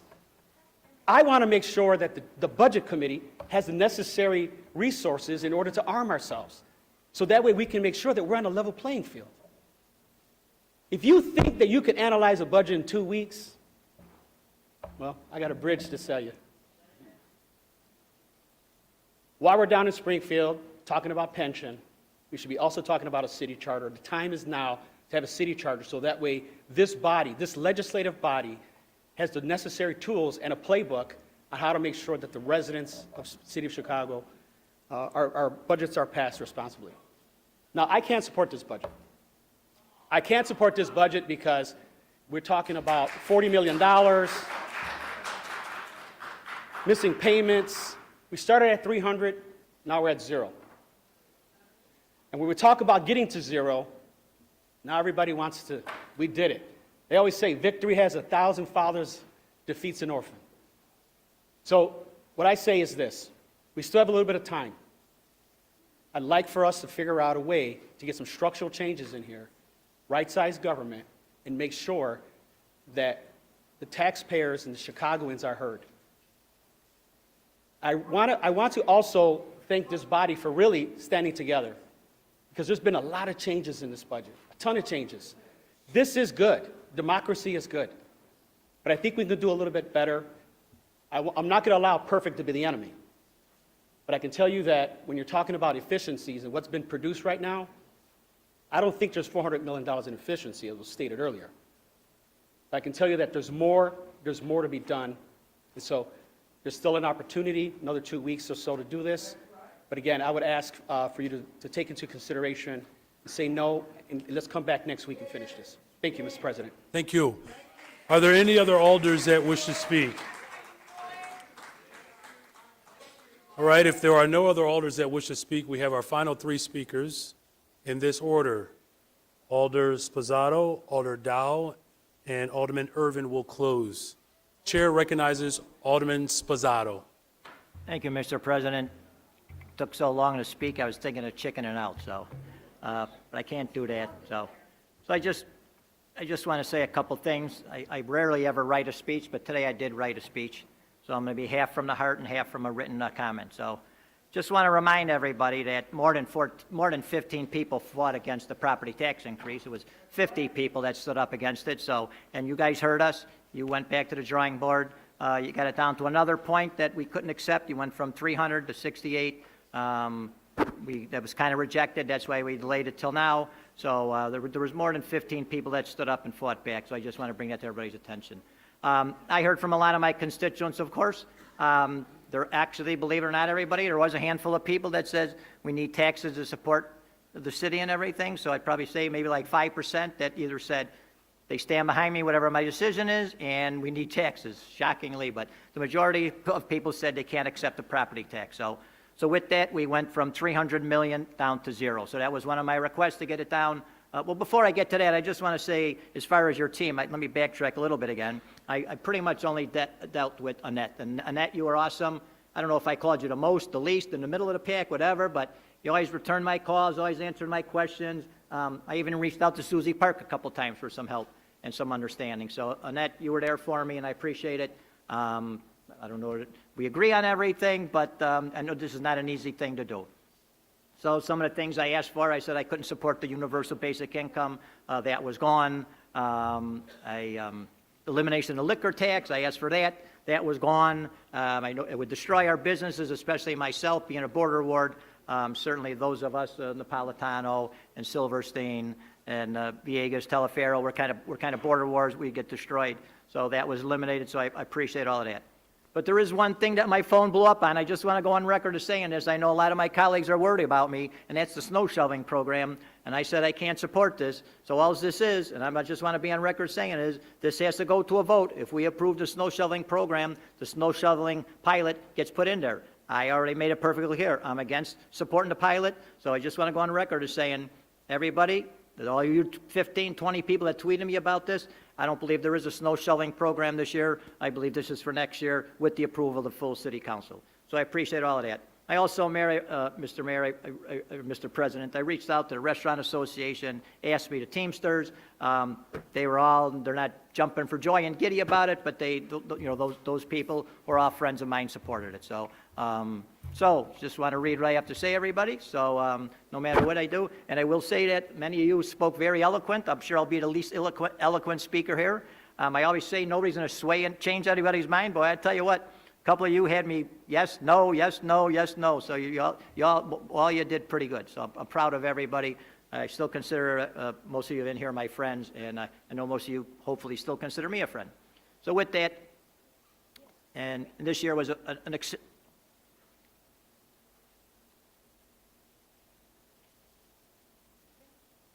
Take your time, sir. Sorry. It's all right. Take your time, sir. This year's budget was a little hard on me because I lost a close family member. So I'm always here, but this year I wasn't here like I was. And I'm sorry, everybody, but it was an especially tough one on me. So, okay, thanks. So hope I could read this. So I noticed this year's budget was a very, very, very contentious and a difficult issue. This year was a very difficult decision for me, probably my hardest vote in the 14 years since I became an alderman. Like many of you, I struggled over my vote for quite some time and was trying to find another way to move forward with the city's budget and services. As with so many of these things these days, I do not see another way to meet the city's obligation. I totally understand that most of our constituents are frustrated and that the cost of everything, including daily essentials, is very high. The city needs to move forward and continue to provide continuing of necessary services. The last several years have proved very problematic, and with the COVID pandemic and the influx of migrants, inflation, and crime on the rise. Due to these circumstances, our city resources have been strained in ways that we have not encountered before. I pride myself on my record, and I have always tried to stand up for my constituents and their best interests. Sometimes, though, unwanted and some decisions are unwanted and necessary. The current situation cannot be addressed without some painful measures. I wish there was a better and less painful way to address our current budgetary issues.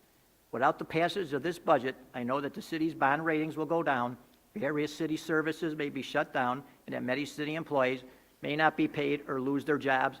I do not want to see people be laid off or lose their income, health benefits to the detriment of their families. Many of our city employees are friends and neighbors. I am hoping the coming year will bring improvement overall and will put us on a better financial position next year. After much consideration, I will be voting yes on the 2025 budget. Thank you. Thank you. Our final two speakers. Thank you, All right. Alderman Sposato. Thank you, Alderman Sposato. The chair recognizes Alderwoman Dow. Okay, this has been a really tough process, and Mayor Johnson, my colleagues, thank you for the opportunity to speak on this item. First thing I would like to say is to thank Chairman Irvin for guiding us through this budget process. I want to thank and give a lot of kudos to Annette, Jill, and Chase and their entire finance team for their constant presence during this process. I also want to thank Emily, Kennedy, and Bianca from IGA. I have seen you guys work really hard, and I appreciate the effort. Mayor, I want to thank you for your active involvement and compromise and collaboration.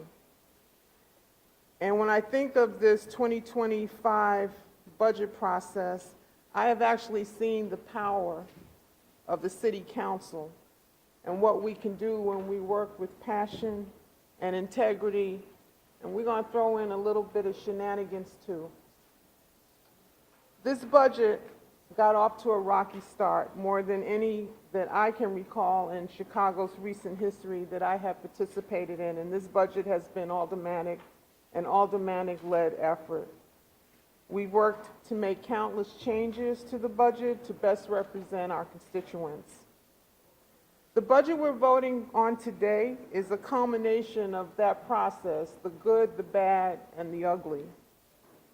It is representative of the many asks that we have made. Let's be realistic. Not everyone is going to get what they want in this budget. But this is our budget. And this is the budget that we worked on. And this is the budget that we asked for. And the administration, to their credit, has responded. This is a budget we own, folks. And we now have to make the right decision today and vote for it.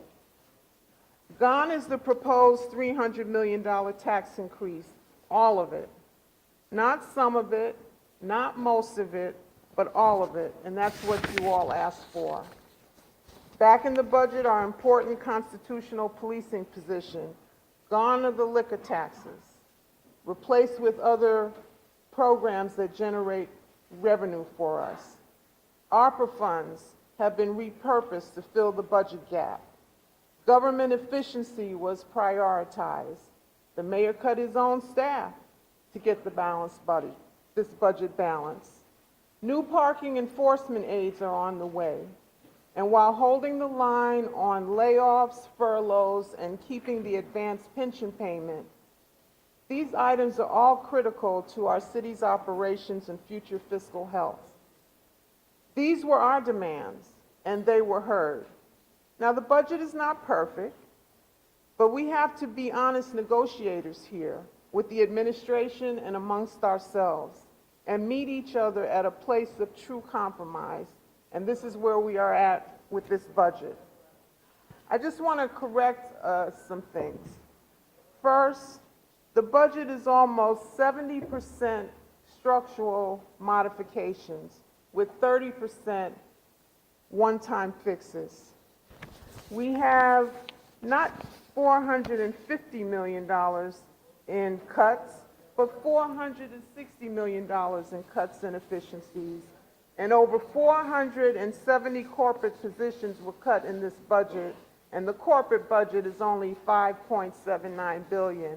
So when people think of the entire budget, our focus was mostly on the corporate budget. This is where we are with this budget. And it's not 2019, Alderman Lopez. It's 2023, no matter how much we wish it was 2019. Just like I can't go out and buy eggs or gas or a house at 2019 prices, I can't pay city staff. Thank you, Madam Chair. She is directing her comments to me. She is. I can't pay city staff or our contracts or our obligations at 2019 prices. That comparison is a fallacy. These prices simply don't exist today. Inflation is real, and as a city, we need to get through it together. But that doesn't mean we can't be judicious and efficient in our spending. And that is what we have done. We've done this through cuts to vacancies, improving government efficiencies, having event organizers pay their fair share, repurposing ARPA funds, and instituting limited fee increases. This budget does the two most important things we do as a government. One, it delivers City of Chicago services, which I believe, after traveling in a lot of different places, we do it best here in the City of Chicago, and that's what our residents want. And it does that through a balanced fiscal year 2025 budget. The other thing that this budget does, it makes clear to our residents that they pay enough. To all the taxing bodies, not just to the city, but the state, the federal government, the county, and our sister agencies. We need to make sure that our partners step up, and it can't all be on Chicago back. But until that happens, and I hope it happens soon, this budget makes responsible choices for the proper stewardship of our city. And this was made all the more possible by the continued work of all of my colleagues right here in this chamber, who tirelessly advocated for the best budget we can for on behalf of our residents. So please, I ask you, like you have done throughout this process, be a part of the discussion and a part of the solution, and join me in supporting this budget and passing it. Thank you, Mr. President. Thank you. For our final speaker, the chair recognizes Alderman Irvin. Thank you, Mr. President. One item I do want to clear up before I go into the conversation as it relates to a point that the alderman from the 42nd Ward brought up in relation to the substitute management ordinance as amended. I did ask Sergeant at Arms to pass out a corrected copy of that, whereby the section that he spoke of about December 13th, which was actually removed in committee, should have been on the one that we received. These last two pages with the top page makes that correction. So just so that everybody knows and understands, those items that were talked about as far as mid-year budget reporting and those provisions that were added to the management ordinance are still in the management ordinance and do not have an expiration unless the ordinance does not pass in its entirety. So I do want to make sure that we are all correct and clear on that. I do want to thank the staff and everyone that has provided us with all of the information and the like to bring us to here today. Our budget director, Annette Guzman, thank you for your help and your support. I know you're tired of my calls, probably all of our calls for that matter, in this process. Comptroller Chase, you two, we need to thank you for all that you all have done to help get us to this particular point on today. And finally, of our finance team, our CFO, Jill Jaworski, again, I want to thank you all for leading us and helping us with information. I know that we had a ton of through the chairs this year and that you guys got them out as fast as you can. And so we appreciate all of your work and support. The staff from IGA, Kennedy, Emily, Bianca, Ugo, really thank you all for your collaboration and working with us, bringing things that were needed, answering questions, working with the departments and getting the information that is necessary for us to continue and to get to this point today.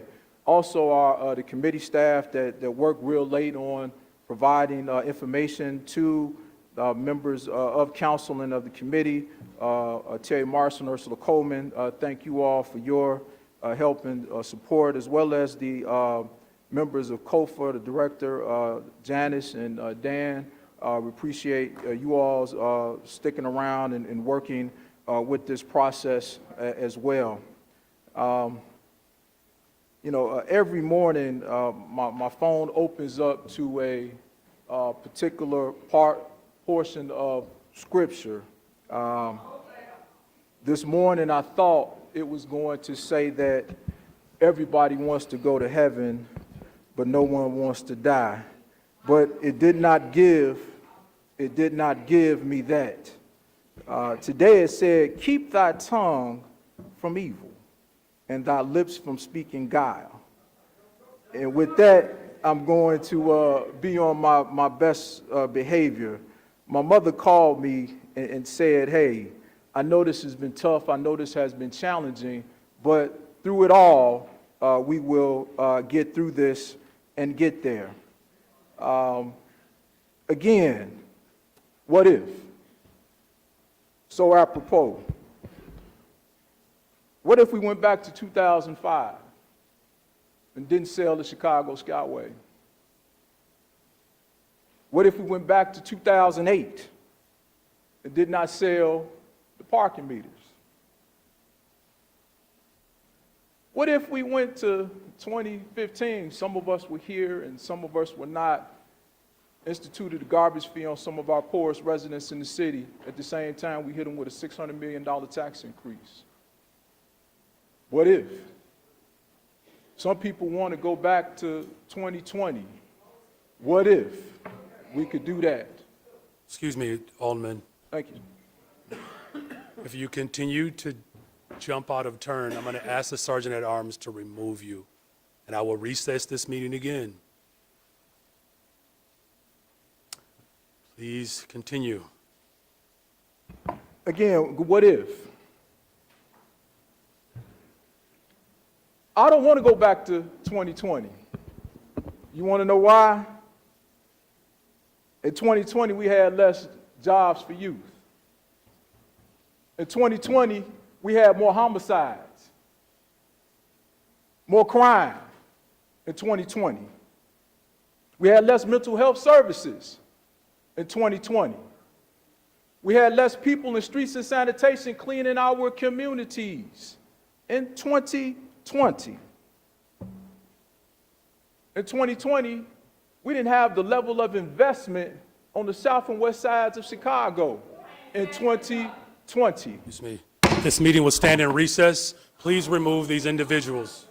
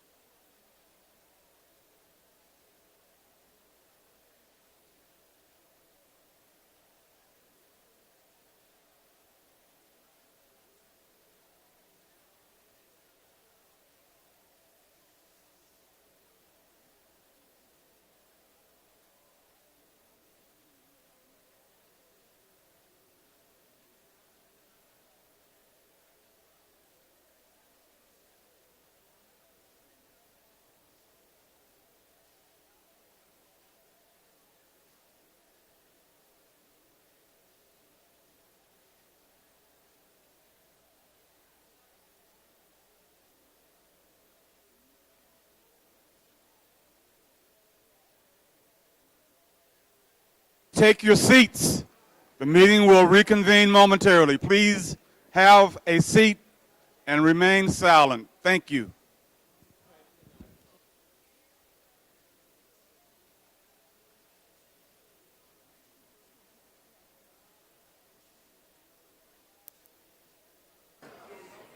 Thank you. This meeting will come back to order. This meeting will come back to order.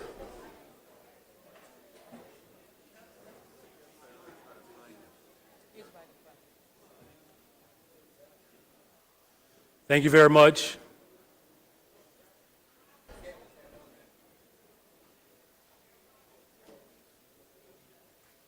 The chair recognizes Chairman Irvin as he delivers his comments. Thank you, Mr. President. Again, as I stated earlier, I do not want to go back to 2020. Again, less affordable housing, less of the things that communities and people who are struggling are in need of. Again, neglect is not cost-free, and neither are cuts. They're not cost-free. So I would ask us, I know this is always a challenge. Today, I think voting no is easy. Voting no is easy today because you can say whatever it is that you want to say, but the investments that are presented in our communities, the investment in the people that we represent is what this budget truly is about. Again, they say when the elephants fight, the ground gets trampled. I don't believe that we want to trample our constituency. I don't believe that we want to trample our city. I do believe that all of us have a care and concern about the city of Chicago. While we may have different opinions of how to manage and get there, I do believe that we all have that care and concern. Again, while we are continue this debate, you all are correct. We will have to begin to roll up our sleeves and work through the challenges that we will face, not in August, but a lot earlier on. And part of the management ordinance will give us the tools and everything to work through that. So I hope that we all, as we move past today, get together, roll up our sleeves to take care of the business of the people of the city of Chicago. Again, thank you all. This process, we may disagree on stuff, but again, we all know and love and care for one another. Some of us disagree all the time. It's okay. But I know at the end of the day, we're all trying to fight for what we believe to be in the best interest of the citizens of the city of Chicago. With that, Mr. President, I move to concur in the recommendation of the Committee on the Budget and Government Operations and adopt. The first item is the 2025 Code Corrections Ordinance, which was ordered to be deferred and published on December 11, 2024, as Ordinance 2024-00-13675. This is the Code Corrections Ordinance. If it pleases everyone, we can adopt this by the same roll call previously applied to item 1 on the Committee on Finance report and the associated unsuccessful motion to reconsider. Hearing no objections, so ordered. Item number 2, I will propose a set of amendments to the 2025 budget recommendations, which replaces and updates the amendments package previously deferred and published. In the text portion, the amendments are proposed will reduce the mayor's positions by $1 million, reduce middle management positions by $2.8 million, including reductions from the Chicago Police Department, Department of Human Resources, Department of Public Health, Department of Planning and Development, Department of Finance, Department of Procurement Services, Department of Fleet and Facility Management, and the Community Commission on Public Safety and Accountability. Save $1.1 million by shifting eligible BACP costs to the Cable TV Origination Fund, reduce $40 million in debt service payments, save $5 million in energy facility management efficiencies, and save $8.6 million through contract saving initiatives. I move to adopt these amendments and the text portions and incorporate them into the 2025 annual appropriation ordinance by roll call vote. Very well. Thank you very much. There's a motion on the floor for a roll call vote on item 2. Chair recognizes Alderman Lopez. Thank you, Mr. President. With respect to the motion made in accordance with Rule 30, I ask that the amendments first be read as it stands, then the words proposed to be stricken out, then and those to be inserted, and finally, on the amendment to strike and insert, the paragraphs to be amended must be first read as it stands, then the words proposed to be stricken out, then those to be inserted, and finally the paragraph as it will stand, if so amended, to have them read accordingly. So there's a motion on the floor to read the amendments as, could you restate your motion? There's a motion on the floor to read the amendments? Sure. So all pages? As a matter of a point of order, there's a motion made by the chairman of budget to amend the budget recommendations. I am asking that in accordance with Rule 30, that the original text be read and that the amended paragraphs be read as amended before finally being voted upon. Okay, so there's a motion on the floor. I move to lay that motion on the table. It's not a motion. Excuse me. It's not a motion, Mr. President. Okay, so you're not making a motion? It's just the rules. I'm citing the rule You're citing the rules? to follow for the reading of the original text along as the amended text before we take up the amendments before the body. Mr. Chair, have the amendments been delivered to this body? Yes, the amendments have been delivered to members of this body. Okay, so the amendments have been delivered to this body, and the body has received them. And so therefore, with the body having received those amendments are able to be read by the body as they have been delivered.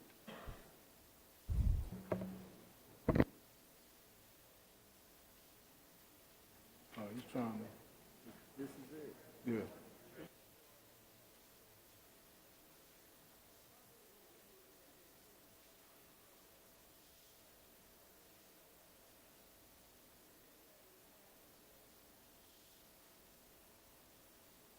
So there's a recommendation on the floor for those items to be read. Now, those motions, excuse me, Mr. Yeah.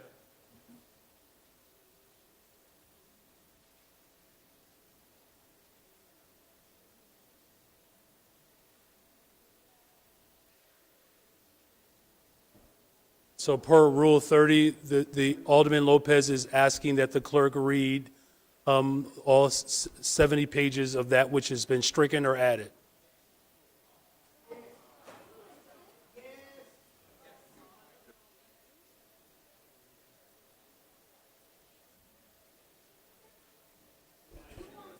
What's that one?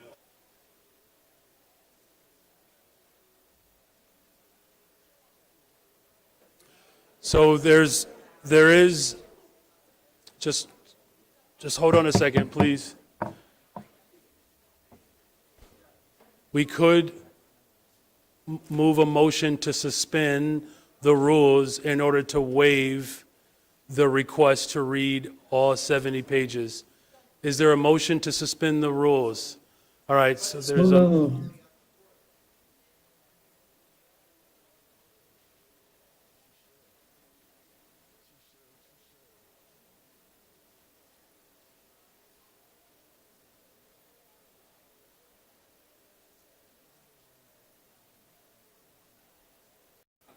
So thank you, Alderman Lopez. So there is no motion on the floor. There's an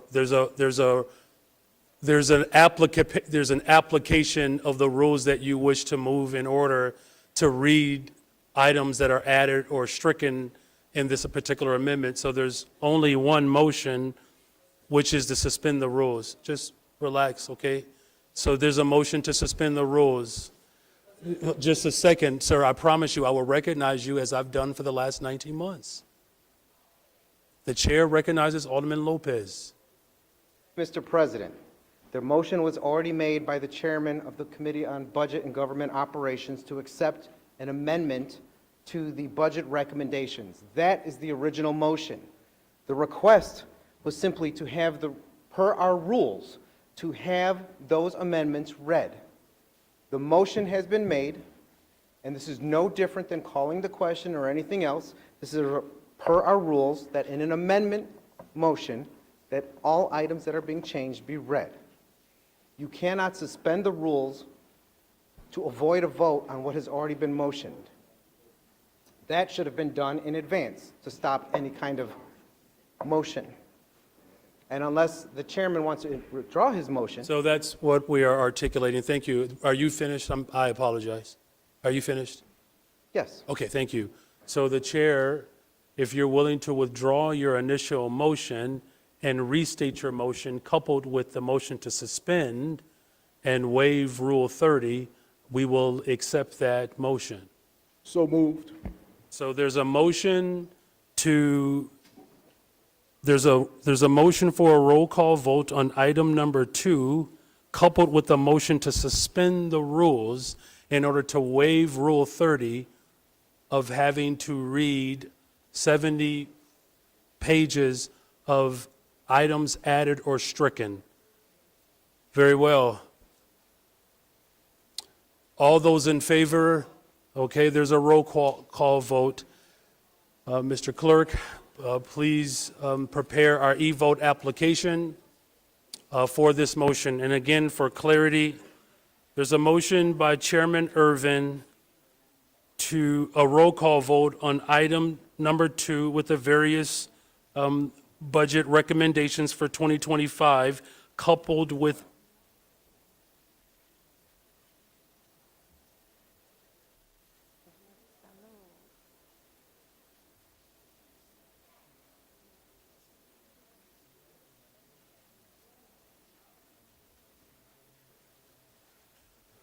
very well. So just for clarity, the motion that is on the floor, for clarity, is for the suspension of the rules in order to avoid or not having to read per Rule 30, 70 pages worth of items added or stricken in those various amendments.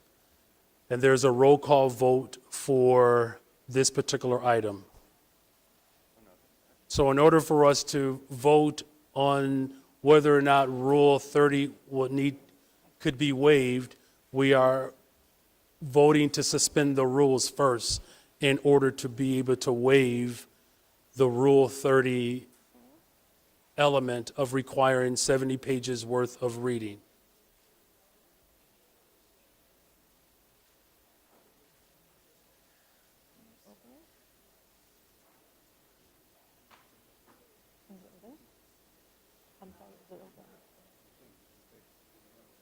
Yes, he said open the vote.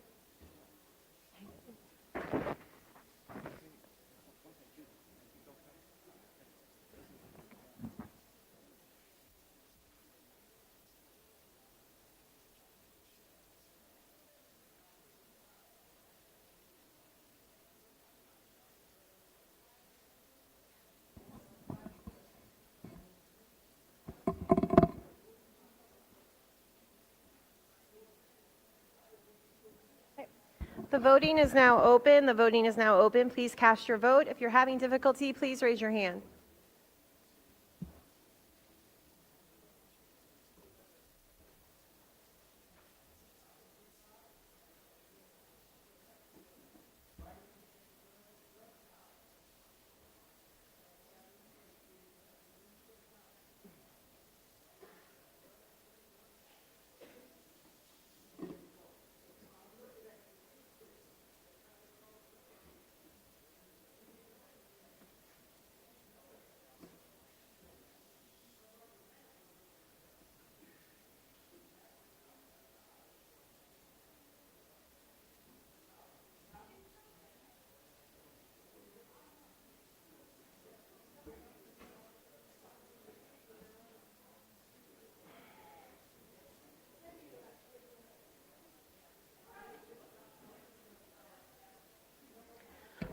Okay, we'll now call on those who have not yet cast their vote.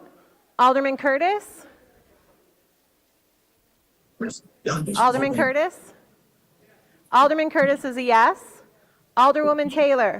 Yes. Alderwoman Taylor is a yes. Alderwoman Rodriguez Sanchez? Aye. Alderwoman Rodriguez Sanchez is a yes. Alderman Vasquez? Aye. Alderman Vasquez is a yes. Alderwoman Monet Hoppenworth? Aye. Alderwoman Monet Hoppenworth is a yes. Alderwoman Haddon? Yes. Alderwoman Haddon is a yes.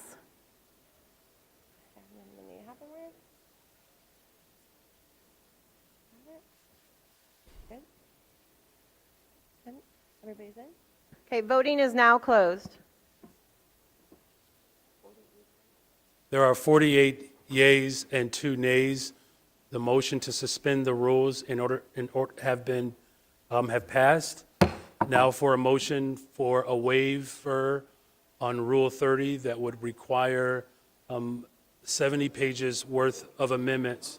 We don't need to do that? You sure?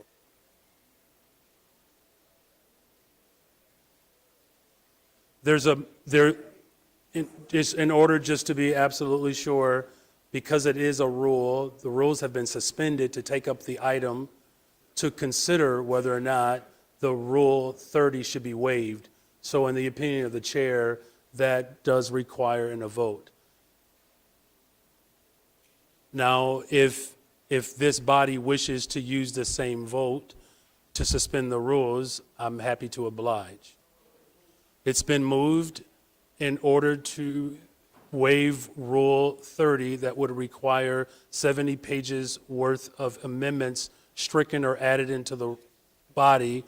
The motion to suspend the rules will be used as a vote to waive the Rule 30. With that, Chairman, would you like to make your original motion calling for a roll call vote for item 2? Yes, I move such. Thank you for saving me for reading that. I appreciate that today.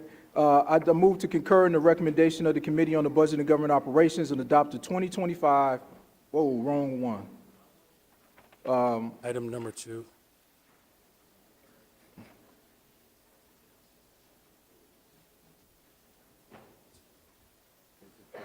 So item number 2, which is the amendments to 2025 budget recommendations, which replaces and updates the amendments package previously deferred and published, and the text portion.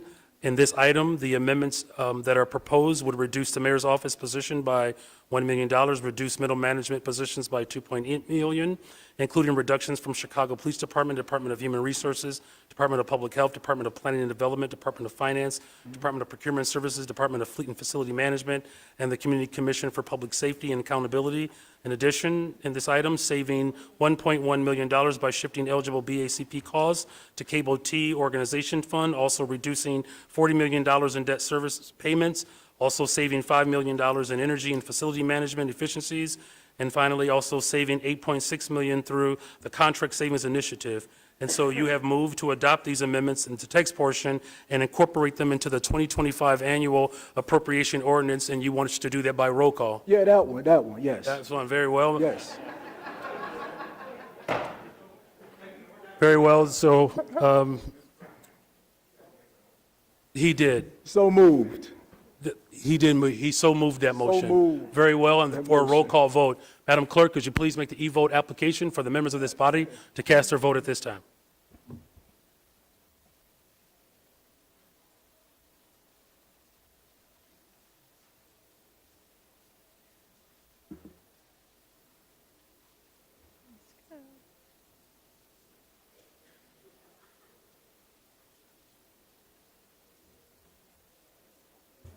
No, it's all open.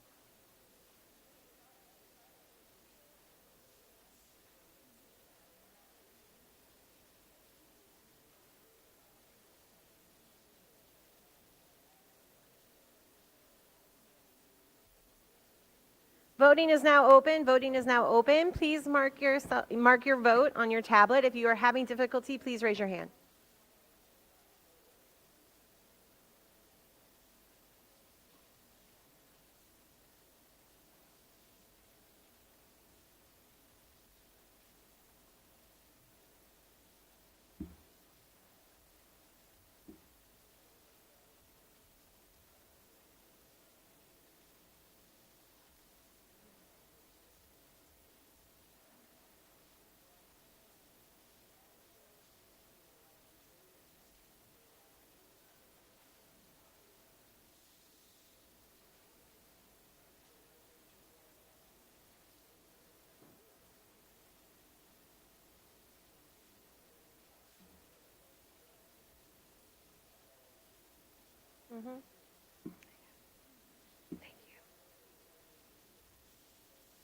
I will now call on those who have not yet cast their vote. Alderwoman Taylor.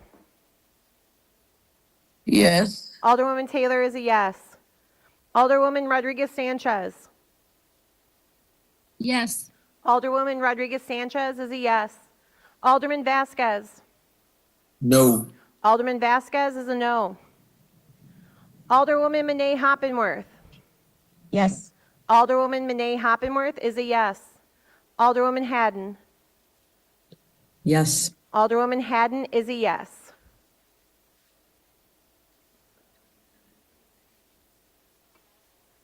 Okay, voting is now closed. There are 27 yeas and 23 nays. This motion passes. Alderman Mitchell on a motion to reconsider. We can reconsider the vote. Very well. All those in favor of the reconsideration of this vote signify by saying aye. Any opposed, say no. This motion fails. The chair recognizes Chairman Irvin. Thank you, Mr. President. The amended 2025 annual appropriation ordinance is now before us. I've moved passage of this item by a roll call vote. Very well. Madam Clerk, could you please make the e-vote application available for alders to be able to cast their vote at this time? Mr. Chair. If there is no objection, could we apply the vote on the last item to this item? Roll call? All right, there is an objection, so we will move forward with a roll call vote on item number 3. City Council members, please use your e-vote application at this time to record your vote.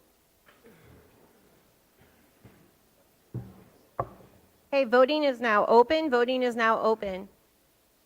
Please cast your vote. If you're having difficulty, please raise your hand.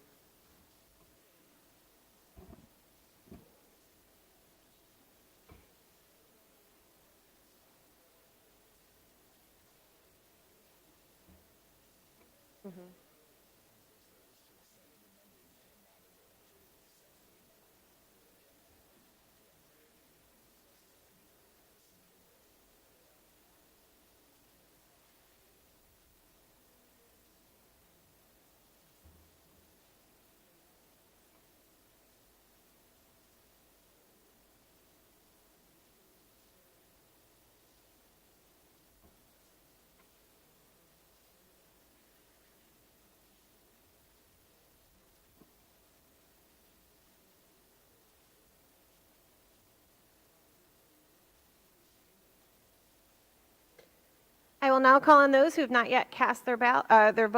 Alderwoman Taylor. Yes. Alderwoman Taylor is a yes. Alderwoman Rodriguez Sanchez. Aye. Alderwoman Rodriguez Sanchez is a yes. Alderman Vasquez. No. Alderman Vasquez is a no. Alderwoman Monet Hoppenworth. Yes. Alderwoman Monet Hoppenworth is a yes. Alderwoman Haddon. Yes. Alderwoman Haddon is a yes.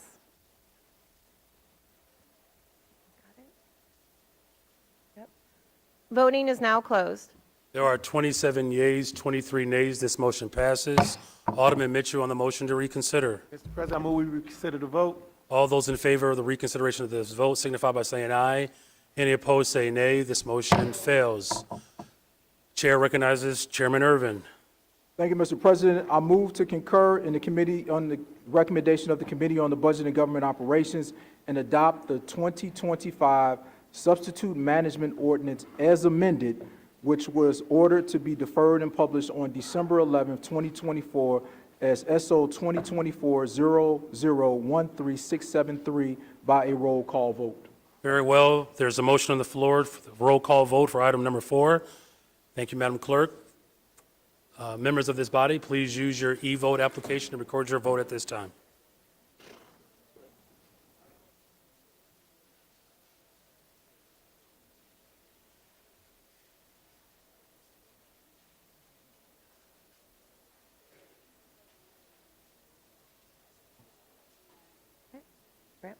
Voting is now open. Voting is now open. Please cast your ballot on your e-device. If you're having difficulty, please raise your hand.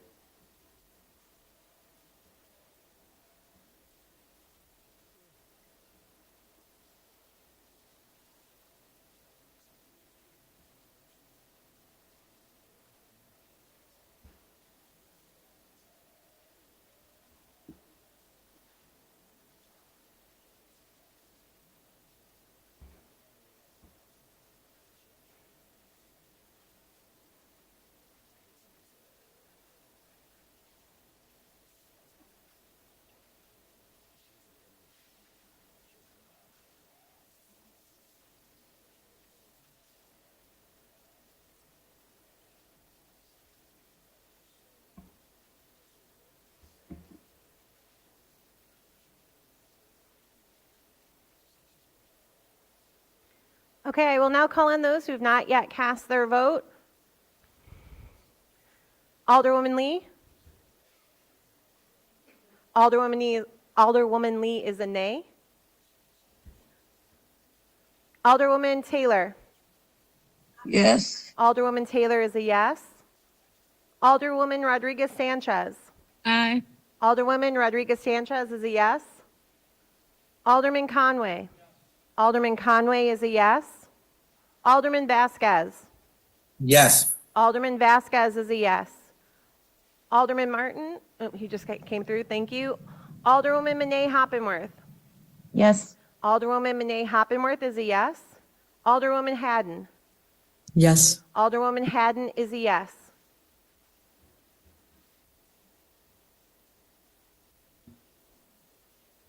Voting is now closed. Thank you, Madam Clerk. There are 34 yeas, 16 nays. This item passes. Alderman Mitchell for the motion to reconsider. Mr. President, I move we reconsider the vote. All those in favor of the reconsideration of this vote signify by saying aye. Any opposed, say nay. In the opinion of the chair, this motion fails.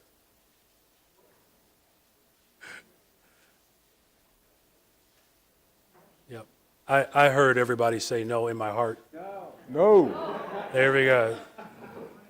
In the opinion of the chair, this motion fails. The chair recognizes Alderman Irvin. Thank you, Mr. President. I move to concur in the recommendation of the Committee on the Budget and Government Operations and adopt the 2025 Motor Fuel Tax Funds Allocation Ordinance, which was ordered to be deferred and published on December 11, 2024, as O 2024-0013-676 by the same roll call previously applied to the item number 1 on the Finance Committee report and the associated unsuccessful motion to reconsider. Hearing no objections, so ordered. The chair recognizes Alderman Irvin for item 7. Chairman Irvin. Thank you, Mr. President. I move to concur in the recommendation of the Committee on the Budget and Government Operation and adopt the 2025 Motor Fuel Tax Funds Allocation Intergovernmental Agreement with the Chicago Transit Authority and Cook County, which was ordered to be deferred and published on December 11, 2024, as O 2024-0013-677 by the same roll call vote previously applied to item number 1 on the Finance Committee report and the associated unsuccessful motion to reconsider. Farewell. Hearing no objections, so ordered. Thank you, Mr. President. I move to concur in the recommendation of the Committee on the Budget and Government Operations and adopt the salary resolution, which was ordered to be deferred and published on December 11, 2024, as R 2024-0013-678 by the same roll call vote previously applied to the item number 1 on the the Finance Committee report and the associated unsuccessful motion to reconsider. Thank you very much. Hearing no objections, so ordered. Mr. President, that concludes items of unfinished business related to the Committee on the Budget and Government Operations. Thank you much. You're welcome. The chair recognizes Chairwoman Dow.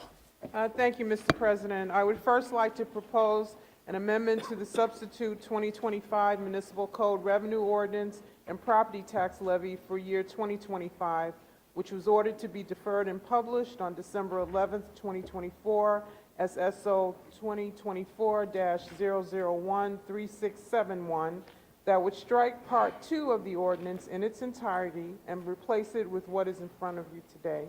This amendment consists entirely of replacing the current property tax levy with one with no increase to the base property tax levy and the suspension of the automatic property tax levy escalator. There are no amendments to the revenue portion. I move to adopt this amendment by a roll call vote. Thank you, Madam Chair. For item number 8, Madam Clerk, if you could please make the e-vote application available for this body to cast their vote at this time.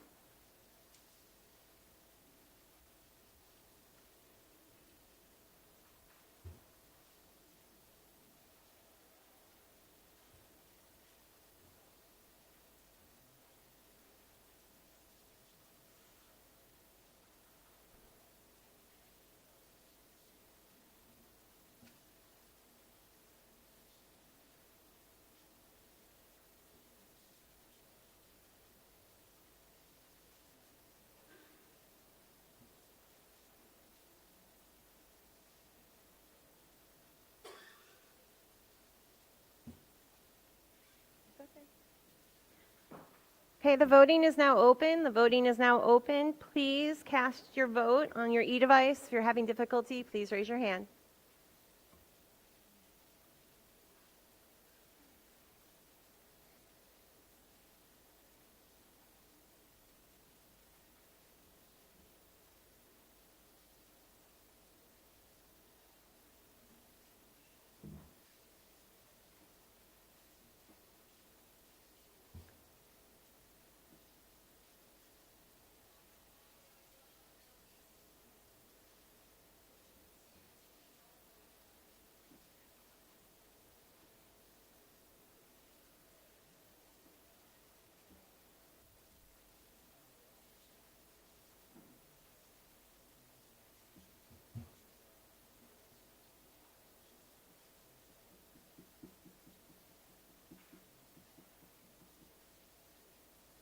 Okay, I will now call on those who've not yet cast their vote. Alderwoman Taylor? Yes. Alderwoman Taylor is a yes. Alderwoman Rodriguez Sanchez? Aye. Alderwoman Rodriguez Sanchez is a yes. Alderman Vasquez? No. Alderman Vasquez is a no. Alderwoman Monet Hoppenworth? Yes. Alderwoman Monet Hoppenworth is a yes. Alderwoman Haddon? Yes. Alderwoman Haddon is a yes. Voting is now closed. Very well, there are 27 yeas, 23 nays. This motion passes. Alderman Mitchell on a motion to reconsider this vote. President, move to reconsider the vote. There's a motion on the floor to reconsider this vote. All those in favor of the reconsideration of this vote signify by saying aye. Any opposed say no. No. The noes have it. In the opinion of the chair, Chair recognizes Chairwoman Dow. Thank you, Mr. President. The amended substitute 2025 Municipal Code Revenue Ordinance and Property Tax Levy for the year 2025 is now before us. I move passage of this item by a roll call vote. Very well, there's a motion on the floor for the roll call vote for item number 9. The e-application will be made available for this body. Thank you, Madam Clerk.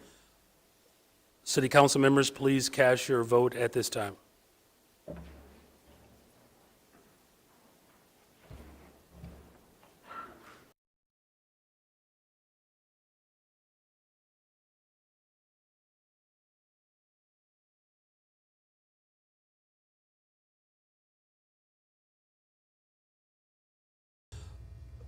City Council members, please cast your vote at this time.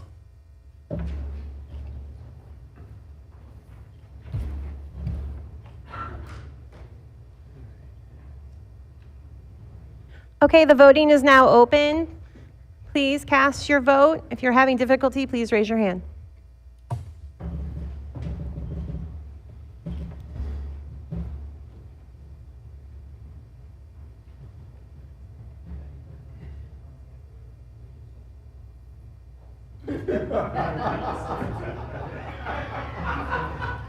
What did he say? Everybody will sit down after we read the substitute.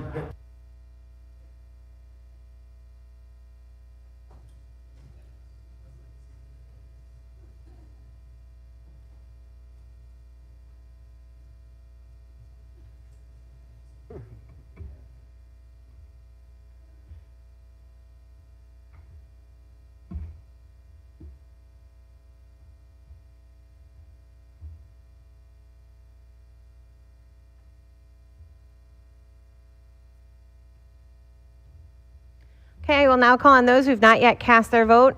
Alderman Mitchell? Okay. Alderman Mitchell is a yes. Alderwoman Taylor? Yes. Alderwoman Taylor is a yes. Alderwoman Rodriguez Sanchez? Aye. Alderwoman Rodriguez Sanchez is a yes. Alderman Vasquez? No. Alderman Vasquez is a no. Alderwoman Monet Hoppenworth? Yes. Alderwoman Monet Hoppenworth is a yes. Alderwoman Haddon? Yes. Alderwoman Haddon is a yes. Voting is now closed. Thank you, Madam Clerk. There are 27 yeas, 23 nays. This motion passes. Alderman Mitchell on the motion to reconsider. Move to reconsider the vote. There's a motion on the floor, the reconsideration of this vote. All those in favor signify by saying aye. Any opposed say no. This motion fails. Chairwoman Dow. Yes, Mr. President, that concludes the items of unfinished business from the Committee on Finance. Very well, thank you, Chairwoman Dow. Today, I'm very proud that we came together as a body to pass this budget. I want to thank every single alderperson in this room who's worked with my administration to get this budget over the finish line. I know this was a long and arduous process and seemed insurmountable. The city of Chicago, however, is better because of your collaboration and your leadership. Make no mistake, for far too long, this city has balanced its budget on the backs of working people, with cuts to vital programs, services, and jobs, and the closing of schools, clinics, and public housing. No one budget can fully reverse that legacy. But the budget we passed today is yet another down payment on securing a better, stronger, and a much safer future for the people of this fine city. On behalf of the working class in this city that we call home, I'm grateful for you all's patience. Because of your leadership, this room, and collaboration, we have passed a budget that does not cut services, that does not cut jobs, that does not raise property taxes, and sustains key programs and investments in youth employment, community safety, mental health, and affordable housing. In this budget, we are expanding the total number of youth jobs for next summer from 28,000 to 29,000 young people, the largest number of city-funded youth jobs in the history of this city, and a critical investment to ensure that our young people can start off the righteous path. Additionally, in this budget, we also do the blocking and tackling to ensure our city is providing full services for the people of Chicago, like ensuring that streets are clean, garbage is collected, snow is plowed, streets are lit up, business licenses are issued, restaurants meet health and safety standards, cutaway curbs present and potholes are filled and trees are trimmed. Because at the end of the day, City Hall works on behalf of the people of Chicago. This budget also ensures our communities are safe. And over the past year, we have seen a decrease in crime and violence in almost every single category. And with this budget, we are going to ensure that we are able to build on that progress in the coming years, investing in real community safety, including sustaining our commitment to addressing gender-based violence. Additionally, we should all be proud that this budget includes a permanent line item for the Crisis Assistance Response and Engagement, the CARE program, which provides emergency response to people who are experiencing a mental health crisis. This program shifts the work from our law enforcement personnel to mental health professionals so that those in need can get the best care available.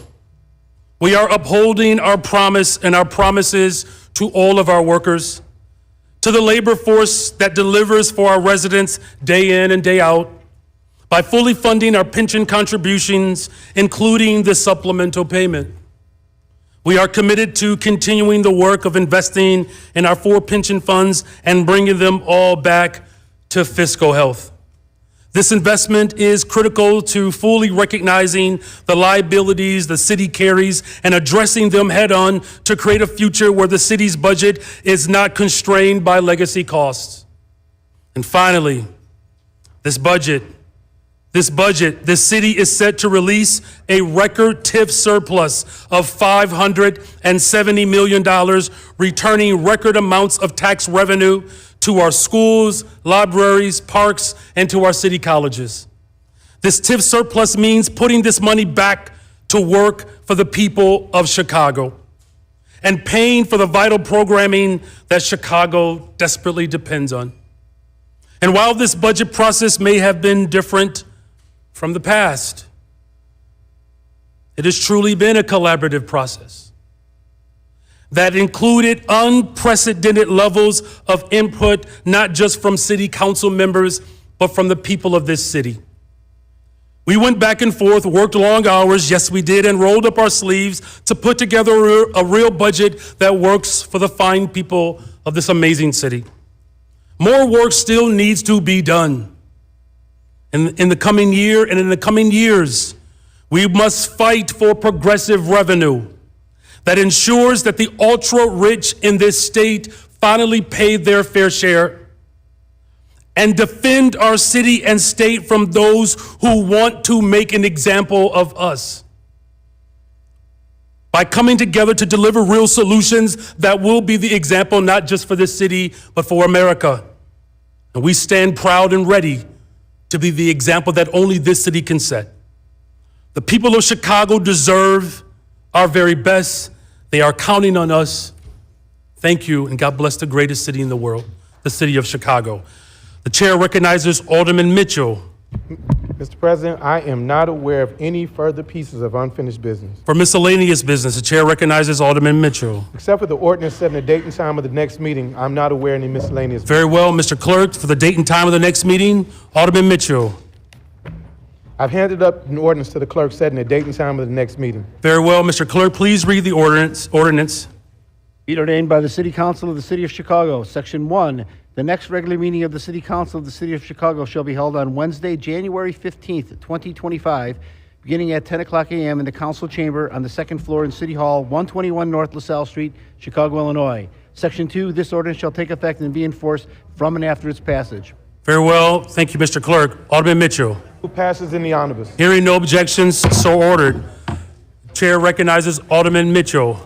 I move that matters in the omnibus be passed by the first most favorable roll call vote by the Committee on Finance and the unsuccessful motion to resuccess. Hearing no objections, so ordered.